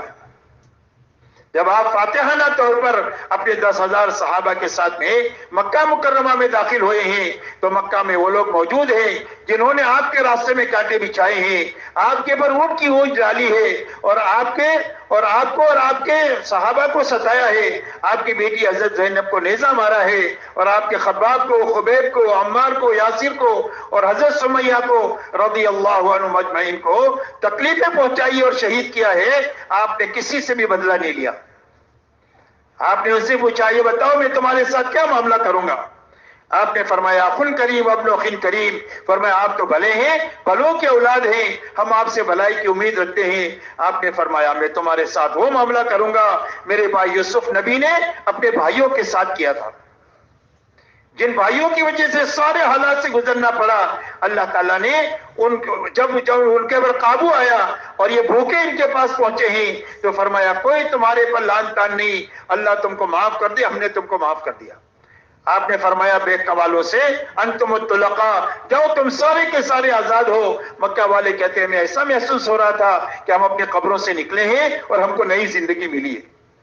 میرے محترم دوستو، ایک اخلاقی زندگی حضور صلی اللہ علیہ وسلم لے کر آئے ہیں، اور پوری دنیا کے سامنے جو چیز آئے گی وہ ہماری معاشرت آئے گی، ہمارے معاملات آئیں گے اور ہمارے اخلاق آئیں گے۔ نماز تو ہم مسجدوں میں پڑھتے ہیں، حج بیت اللہ میں کرتے ہیں، زکوٰۃ ایمان والوں کو دیتے ہیں، ایمان دل میں ہوتا ہے۔ پوری دنیا کے سامنے جو چیز آئے گی وہ ہماری معاشرت، ہمارے معاملات اور اخلاق آئیں گے، اور جب ان چیزیں ہمیں ان کے سامنے آئے گی تو پوری انسانیت جس مرحلے میں ہے اس مرحلے میں آگے کا ہر قدم ان کے لیے تباہی کا قدم ہے، اس سے بچ نہیں سکتی ہے سوائے زندگی کے، اور اس کے آنے کا ایک ہی راستہ ہے کہ ایمان والے زندگی جینا شروع کریں۔ اس لیے میرے دوستوں، اپنی اخلاقی زندگی کو اچھے سے اچھی بنانا۔ آپ یہ فرماتے ہیں کہ تم میں سب سے زیادہ کامل ایمان والا وہ ہے جو سب سے زیادہ اچھے اخلاق والا ہے۔ فرمایا اکثر لوگ جنت میں جائیں گے وہ تقوی کی وجہ سے جائیں گے اور اچھے اخلاق کی وجہ سے جائیں گے، اور اکثر لوگ جہنم میں جائیں گے وہ زبان کی غلطی کی وجہ سے اور شرمگاہ کی غلطی کی وجہ سے اکثر لوگ جہنم میں جائیں گے۔ اور قیامت کے دن آدمی کے عمل نامے میں سب سے زیادہ وزنی اس کے اچھے اخلاق ہوں گے جس سے اس کا پلڑا جھکے گا۔ اس لیے اخلاقی زندگی کو اچھے سے اچھی بنانے کی یہ محنت ہے۔ اسی کے ساتھ میرے محترم دوستو، اپنی منزل اللہ کو بنانا اور آخرت کو بنانا۔ اللہ نے ہم کو دنیا کے لیے بنایا ہی نہیں ہے، اسی لیے حدیث میں پاک میں آتا ہے کہ دنیا اس آدمی کا گھر ہے جس کا آخرت میں گھر نہیں، اور دنیا اس آدمی کا مال ہے جس کا آخرت میں کوئی مال نہیں، اور اس کو وہ جمع کرتا ہے جس میں عقل نہیں ہے۔ یہ حدیث پاک کا مفہوم ہے۔ اس لیے اللہ نے ہم کو دنیا میں اقتدار کے لیے پیدا ہی نہیں کیا، اور اللہ تعالیٰ نے ہم کو مال کے لیے نہیں پیدا کیا۔ ہاں، اللہ مال بھی دیں گے اور اللہ تعالیٰ انسانیوں کی خدمت کا موقع بھی دیں گے۔ اسی لیے اللہ نے قرآن میں یہ فرمایا کہ جب ایمان والوں کو ہم طاقت دیں گے تو یہ دنیا میں ظلم نہیں کریں گے اور انسانوں کی جان مال سے کھیلیں گے نہیں، بلکہ جب ہم ان کو طاقت دیں گے تو یہ نماز قائم کریں گے، یہ زکوٰۃ ادا کریں گے، یہ بھلائی کو دنیا میں پھیلائیں گے اور برائیوں کو دنیا سے مٹانے کا کام کریں گے۔ ہم ان کو طاقت دیں گے تو یہ دنیا کے لیے رحمت بن جائیں گے اور ساری انسانیت کو حق کی طرف آنے کا ذریعہ بنیں گے۔ اس لیے میری محترم دوستو، ہماری منزل اللہ ہے اور ہماری منزل آخرت ہے۔ ہم دنیا میں کیا چاہتے ہیں؟ فرما اللہ کی رضا کے ساتھ جیے، اللہ کی رضا کے ساتھ مرے، اس کے علاوہ ہم کچھ نہیں چاہتے۔ دنیا سے پھوٹی کوڑی ہم کو نہیں چاہیے، اور ہم کو اقتدار بھی نہیں چاہیے۔ اقتدار والوں کو ان کا اقتدار مبارک، حکومت والوں کو ان کی حکومت مبارک، مال والوں کو ان کا مال مبارک۔ نہ ہمیں ان کو پھوٹی کوڑی چاہیے اور نہ ہمیں ان کی کوئی اقتدار میں حصہ چاہیے۔ اللہ ان کو خوش رکھے۔ صرف ہم یہ چاہتے ہیں کہ پوری دنیا میں ایمان والے جن جن شعبوں میں ہیں ان شعبوں میں حضور صلی اللہ علیہ وسلم کے نمائندے بن کر اور آپ کی زندگی کو اپنا کر چلے، تاکہ ساری اپنی ذاتوں پر بھی رحم ہو جائے اور انسانیت پر بھی ہماری طرف سے رحم کا معاملہ ہو جائے۔ اس لیے ہماری منزل اللہ ہے اور آخرت ہے۔ اسی لیے حضور صلی اللہ علیہ وسلم نے امت کو آخرت کی بنیاد پر اٹھایا ہے، ملک و مال کی بنیاد پر نہیں اٹھایا۔ اسی لیے انصار مدینہ جب حضور صلی اللہ علیہ وسلم کے پاس آئے ہیں ہجرت سے پہلے، تو بیعت عقبہ کے وقت میں انصار مدینہ نے حضور صلی اللہ علیہ وسلم سے پوچھا، الا ما نبایعک یا رسول اللہ، اللہ کے رسول ہم آپ سے کس چیز پر بیعت کریں؟ یعنی آپ کا دامن تھامیں گے تو ہم کو کیا کام کرنے پڑے گا، یہ معنی ہے بیعت کے۔ تو آپ نے فرمایا تبایعونی علی السمع والطاعہ فی المنشۃ والمکرہ، فرمایا اس بات پر بیعت کرو کہ میری بات کو سنو گے اور مانو گے، جی چاہے تو اور نہ چاہے تو۔ اس لیے کہ جی تو باولا ہوتا ہے، کبھی چاہتا ہے کبھی نہیں چاہتا، تو جی چاہے پر نہیں چلو گے بلکہ میری بات کو سنو گے اور مانو گے، اس پر بیعت کرو۔ اور فرمایا دین کے لیے خرچ کرو گے، تنگی کی حالت ہوگی تو اور فراقی کی حالت ہوگی تو، والنفقہ فی العسر والیسر۔ اور یہ فرمایا علی الامر بالمعروف والنہی عن المنکر، اس بات پر بیعت کرو کہ بھلائیوں کو دنیا میں پھیلاؤ گے اور برائی کو دنیا سے مٹانے کا کام کرو گے۔ وَلَا أَن تَقُولُوا فِي اللَّهِ حَقٍّ لَا تَخَافُوا فِي اللَّهِ لَوْمَةَ لَائِمٍ، اور اس بات پر بیعت کرو کہ حق بات کہو گے اور اس میں کسی ملامت کرنے والی کی ملامت سے ڈرو گی نہیں۔ حق بات کہو گے حق طریقے سے اور کسی کی ملامت سے ڈرو گی نہیں کہ کوئی کیا کہے گا، کوئی کیا کرے گا، کوئی کیا کرے گا اور کوئی کیا کہے گا۔ کسی کے بس میں کیا ہے کچھ کہنا اور کسی کے بس میں کیا ہے کچھ کرنا۔ جو کچھ ہوگا وہ صرف اللہ کی طرف سے ہوگا، اور جب آدمی حق پر ہوگا تو حق پر ہونے کی وجہ سے اللہ کی تائید اس کے ساتھ ہوگی، اور اللہ کی تائید جس کے ساتھ ہو جائے دنیا کی کوئی طاقت اس کو نقصان نہیں پہنچا سکتی۔ اس لیے میرے دوستو فرمایا حق بات کہو گے اس میں کسی ملامت کرنے والی کی ملامت سے ڈرو گے نہیں۔ اور یہ فرمایا کہ جب میں تمہاری دعوت پر مدینہ منورہ میں آ جاؤں تو پورا عرب تمہارا دشمن ہو جائے گا، اور ایک تیر سے اور کمان سے تمہارے پر حملہ آور ہوگا، تو تم اپنی اور اپنے عورتوں اور بچوں کی حفاظت کے لیے جن وسائل کو استعمال کرتے ہو میری حفاظت کے لیے ان وسائل کو تم استعمال کرو گے، اس پر بیعت کرو۔ تو ایک صحابی کھڑے ہوئے انصار میں سے اور کہا اللہ کے نبی اگر یہ شرائط ہم پورے کریں گے تو ہم کو کیا ملے گا؟ حالانکہ آپ کے علم میں یہ بات تھی کہ اس محنت کا انجام یہ ہے کہ بڑی بڑی طاقتیں زیر ہوگی، ان کی زندگی بھر کی جمع کی ہوئے اسباب اور وسائل ان کے قدموں میں آئیں گے۔ اسی لیے آپ نے سراقہ بن مالک سے کہا تھا انتہائی بے بسی اور بے کسی کے حال میں کہ سراقہ اس وقت میں کیا حال ہوگا جب کسریٰ کے کنگن تیرے ہاتھ میں ہوں گے۔ لیکن آپ نے اس امت کو ملک و مال کی بنیاد پر نہیں اٹھایا، بلکہ آپ نے پوری امت کو آخرت کی بنیاد پر اٹھایا، اور یہ فرمایا کہ اللہ اس کے بدلے میں تم کو جنت دیں گے، اور جس کی آخرت بنے گی یہ یقینی بات ہے کہ اللہ اس کی دنیا بنائیں گے، اس لیے کہ دنیا آخرت کا سایہ ہے۔ جب آخرت بنے گی تو اس کے بناؤ کے آثار دنیا میں ظاہر ہوگی، اور جب آخرت اجڑتے ہیں تو اس کے اجاڑ کے آثار دنیا میں ظاہر ہوتے ہیں، اس لیے کہ دنیا آخرت کا سایہ ہے۔ اس لیے میرے دوستو آخرت کو اور اللہ کو اپنی منزل بنانا یہ ہماری زندگی کی بنیادیں ہیں، اور پوری امت جن مسائل سے دوچار ہے اور جن حالات سے دوچار ہے اور جن مشکلات سے گھری ہوئی ہے اس مشکلات سے نکلنے کا، اس حالات کے حل ہونے کا اور ان مسائل سے نکلنے کا واحد راستہ یہ مبارک زندگی ہے جس کو حضور پاک صلی اللہ علیہ وسلم لے کر کے آئے ہیں۔ امت ان وسائل سے نکل نہیں سکتی ہے، ان پریشانیوں سے نکل نہیں سکتی ہے چیزوں کے راستے سے اور دنیاوی ترقیات کے راستے سے۔ جتنا مسائل کو حل کرنے کی کوشش کریں گے اتنا دلدل کی طرح پھنستے چلے جائیں گے۔ مسائل کا حل صرف اس مبارک زندگی میں ہے جس کو حضور پاک صلی اللہ علیہ وسلم لے کر دنیا میں تشریف لائے ہیں، اور یہ ساری ہماری اور امت کے لیے اور پوری انسانیت کے لیے مسائل کا ایک ہی حل کا راستہ ہے، دوسرا کوئی راستہ نہیں۔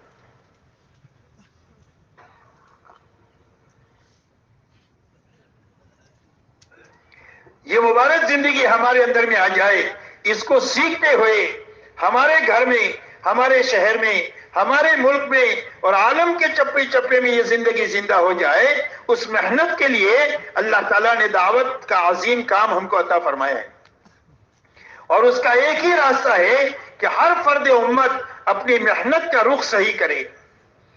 اس لیے کہ اس دنیا کو اللہ نے محنت کی جگہ بنایا ہے۔ بچہ پیدا ہوتا ہے محنت ہی میں پیدا ہوتا ہے، ہاتھ پر ہلاتا ہے، روتا ہے، نہیں روے تو گھر والے پریشان ہو جاتے ہیں، اس کے بعد میں پھر گھسنا شروع ہوتا ہے، پھر دوڑنا شروع ہوتا ہے، پھر کمانے میں تھکتا ہے، پھر خرچ کرنے میں تھکتا ہے۔ اللہ کا نظام ہے کہ دنیا کو اللہ نے محنت کے ساتھ جوڑا ہے۔ پوری دنیا میں جتنی ترقیات نظر آ رہی ہے یہ انسانوں کی محنت کا ثمرہ ہے۔ آج سے 100 سال پہلے ان ساری چیزوں کا تصور نہیں ہو سکتا تھا، تو یہ ساری چیزیں کہاں سے وجود میں آئی؟ فرمایا انسانوں کی جان لگی ہے، انسانوں کے مال لگے ہیں، انسانوں کی صلاحیتیں لگی ہے، جس سے یہ پوری دنیا میں چمک دمک اور دنیاوی لائن کی رونقیں نظر آ رہی ہے۔ ہم یہ چاہتے ہیں کہ دین اپنی اصلی شکل میں ہماری زندگی میں اور پوری امت میں اور امت کے راستے سے انسانیت میں آئے، تو اس کا ایک ہی راستہ ہے اور وہ اپنی محنت کا صحیح کرنا ہے، اور محنت کا صحیح رخ وہ ہے جو حضور پاک صلی اللہ علیہ وسلم نے 23 سال میں امت میں زندہ فرمایا ہے، وہ محنت کا صحیح رخ ہے۔ تو آپ نے 23 سال میں امت میں محنت کا کیا رخ اپنایا؟ آپ نے محنت کا یہ رخ امت میں زندہ کیا کہ ہر ایمان والا سب سے پہلے اپنی جان مال کو ایمان کے سیکھنے پر لگائے، ایمان کے پھیلانے پر لگائے، بیک وقت میں ایمان سیکھ بھی رہا ہو اور بیک وقت میں ایمان پھیلا بھی رہا ہو، یعنی دعوت اللہ میں لگاوے۔ دعوت اللہ ایسا راستہ ہے کہ بیک وقت میں آدمی بنے گا اور بیک وقت میں عالم بنے گا۔ اللہ نے اسی لیے اس کو تجارت کا نام دیا ہے تجارت میں دونوں کام ایک ساتھ ہوتے ہیں، آدمی خود بھی نفع اٹھاتا ہے، دوسروں کو بھی نفع پہنچاتا ہے۔ تو سب سے پہلی جان مال دعوت اللہ پر لگوائی گئی، جتنا دعوت کا تقاضا تھا۔ نمبر 2، ہر فرد امت کی جان عبادت پر لگائی گئی کہ عبادت میں حقیقت پیدا ہو جائے اور عبادت امت میں زندہ ہو جائے، جتنا عبادت کا تقاضا تھا۔ گھر کاروبار میں ہم کتنے لگتے لگاتے ہیں؟ جتنا تقاضا ہے اتنا لگتے لگاتے ہیں تو سارے تقاضے پورے ہو جاتے ہیں۔ جب اس پر جتنا لگیں گے جتنا تقاضا ہے تو اس کے سارے تقاضے پورے ہو جائیں گے۔ نمبر 3، اخلاق پر جان مال لگوائی کہ ہر ایمان والے کی جان مال اللہ کے مخلوق کو راحت پہنچانے پر لگے جتنا اخلاق کا تقاضا ہے۔ نمبر 4، ہر ایمان والے کی جان مال اپنی اور اپنے گھر والوں کی ضرورتوں کے حاصل کرنے میں اور پورا کرنے میں لگے، بقدر ضرورت لگے، اسراف سے بچ کر کے لگے۔ ضرورت کے بقدر لگنے کی قید ہے اور اسراف سے بچنے کی قید ہے۔ اس لیے کہ اسراف کے بارے میں اللہ والے فرماتے ہیں، اسراف کی مثال آگ کی ہے۔ آگ میں کتنا بھی لکڑی ڈالو سب کو جلا دے گی، اس کا پیٹ بھرے گا نہیں۔ ایسا ہی زندگیوں میں جب اسراف داخل ہو جاتا ہے تو ساری جانی مالی طاقت کو کھا لیتا ہے، نہ دعوت کے لیے بچے، نہ عبادت کے لیے بچے، نہ اخلاق کے لیے بچے، یہاں تک کہ بوڑھے ماں باپ کو سنبھالنے کے لیے نہیں بچتی ہے، اپنی بیوہ بہن کو سنبھالنے کے لیے بھی نہیں بچتی۔ اسراف پوری جانی مالی طاقت کو کھا لیتا ہے۔ اس لیے اپنی ضرورتوں میں بقدر ضرورت لگنا، اسراف سے بچ کر کے لگنا، ایک ایسا آسان محنت آپ نے کیا کہ جس میں آدمی کو ملنگ بننے کی ضرورت نہیں ہے، اس لیے کہ ہمارے دین میں ملنگ پنا نہیں ہے کہ سب کچھ چھوڑ چھاڑ کر گھر والوں کے لیے بوجھ بن کر کوئی کولا پکڑ لو، کہ اس کی اجازت نہیں ہے گھر والوں کے لیے بوجھ بننے کی، کہ ہر آدمی اپنی محنت سے کھائے، اپنی محنت سے اپنے متعلقین کو کھلائے، یہ حکم ہے۔ اور یہ فرمایا کسب الحلال فریضۃ بعد الفریضہ، فرائض کی ادائیگی کے بعد حلال کمائی میں لگنا بھی فرض ہے۔ تو ہمارے دین میں ملنگ پنے کی بھی اجازت نہیں ہے اور ہمارے دین میں نفسانیت کی بھی اجازت نہیں ہے۔ نفسانیت کہتے ہیں مادہ پرستی کو، کہ آدمی کی زندگی کا مقصد پیسہ بن جائے، حلال سے آئے، حرام سے آئے، جھوٹ سے آئے، سود سے آئے، جائز سے آئے، ناجائز سے آئے، پیسہ آنا چاہیے۔ یہ بھی غلط لوگوں کا شیوا ہے، یہ بھی غلط لوگوں کا شیوا ہے۔ اسلام ان دونوں کے بیچ کا صراط مستقیم ہے کہ ہر مسلمان کی گھریلو زندگی ہوگی، ہر مسلمان کی کاروباری زندگی ہوگی، لیکن دینداری کے ساتھ ہوگی اور دین کی محنت کے ساتھ ہوگی۔ بس اتنا سا ہے کہ دینداری کے ساتھ ہوگی، دین کی محنت کے ساتھ ہوگی۔ کہ زندگی کی کیا ترتیب ہوگی؟ کہ زندگی کی ترتیب یہ ہوگی کہ جب اللہ کا حکم آئے گا تو اللہ کے حکم کو پورا کرنے کے لیے اپنی راحت کو بھی قربان کریں گے، اپنی خواہش کو بھی قربان کریں گے، اپنی دنیا کو بھی آگے پیچھے کریں گے، اور اللہ کے دین کی محنت کا تقاضا ہے تو بھی اپنی چاہیے کو قربان کریں گے، اپنی راحت کو قربان کریں گے، اپنی دنیا کو آگے پیچھے کریں گے، اور اللہ کو اور اللہ کے حکم کو، اللہ کے دین کی محنت کے تقاضے کو نمبر 1 رکھیں گے۔ بس اسی کا مطالبہ اللہ سے ہے اور اسی کا نام قربانی ہے۔ کہتے ہیں نا قربانی دو، قربانی دو، تو قربانی کے معنی کسی چیز کو مستقل طور پر چھوڑنا نہیں ہے۔ اس لیے کہ ہم چھوڑ کیا سکتے ہیں کہ کیا چھوڑ سکتے ہیں؟ کھانا چھوڑ سکتے ہیں۔ اگر 2 دن نہ کھائے تو دن میں تارے نظر آئیں گے، 2 دن نہ سوئے تو دن میں تارے نظر آئیں گے۔ کوئی بھی چیز نہیں چھوڑ سکتے، صرف آگے پیچھے کرنا۔ کہ 12 بجے کھانے کے عادی ہے، کام کا اتنا تقاضا ہے کہ آپ نے 2 بجے کھا لیا، اس کا نام قربانی ہے کہ 2 گھنٹہ آگے پیچھے کیا۔ آپ پیدل چلنے کے عادی نہیں ہے تو یہ تقاضا پیدل چلے بغیر پورا ہی نہیں ہو سکتا۔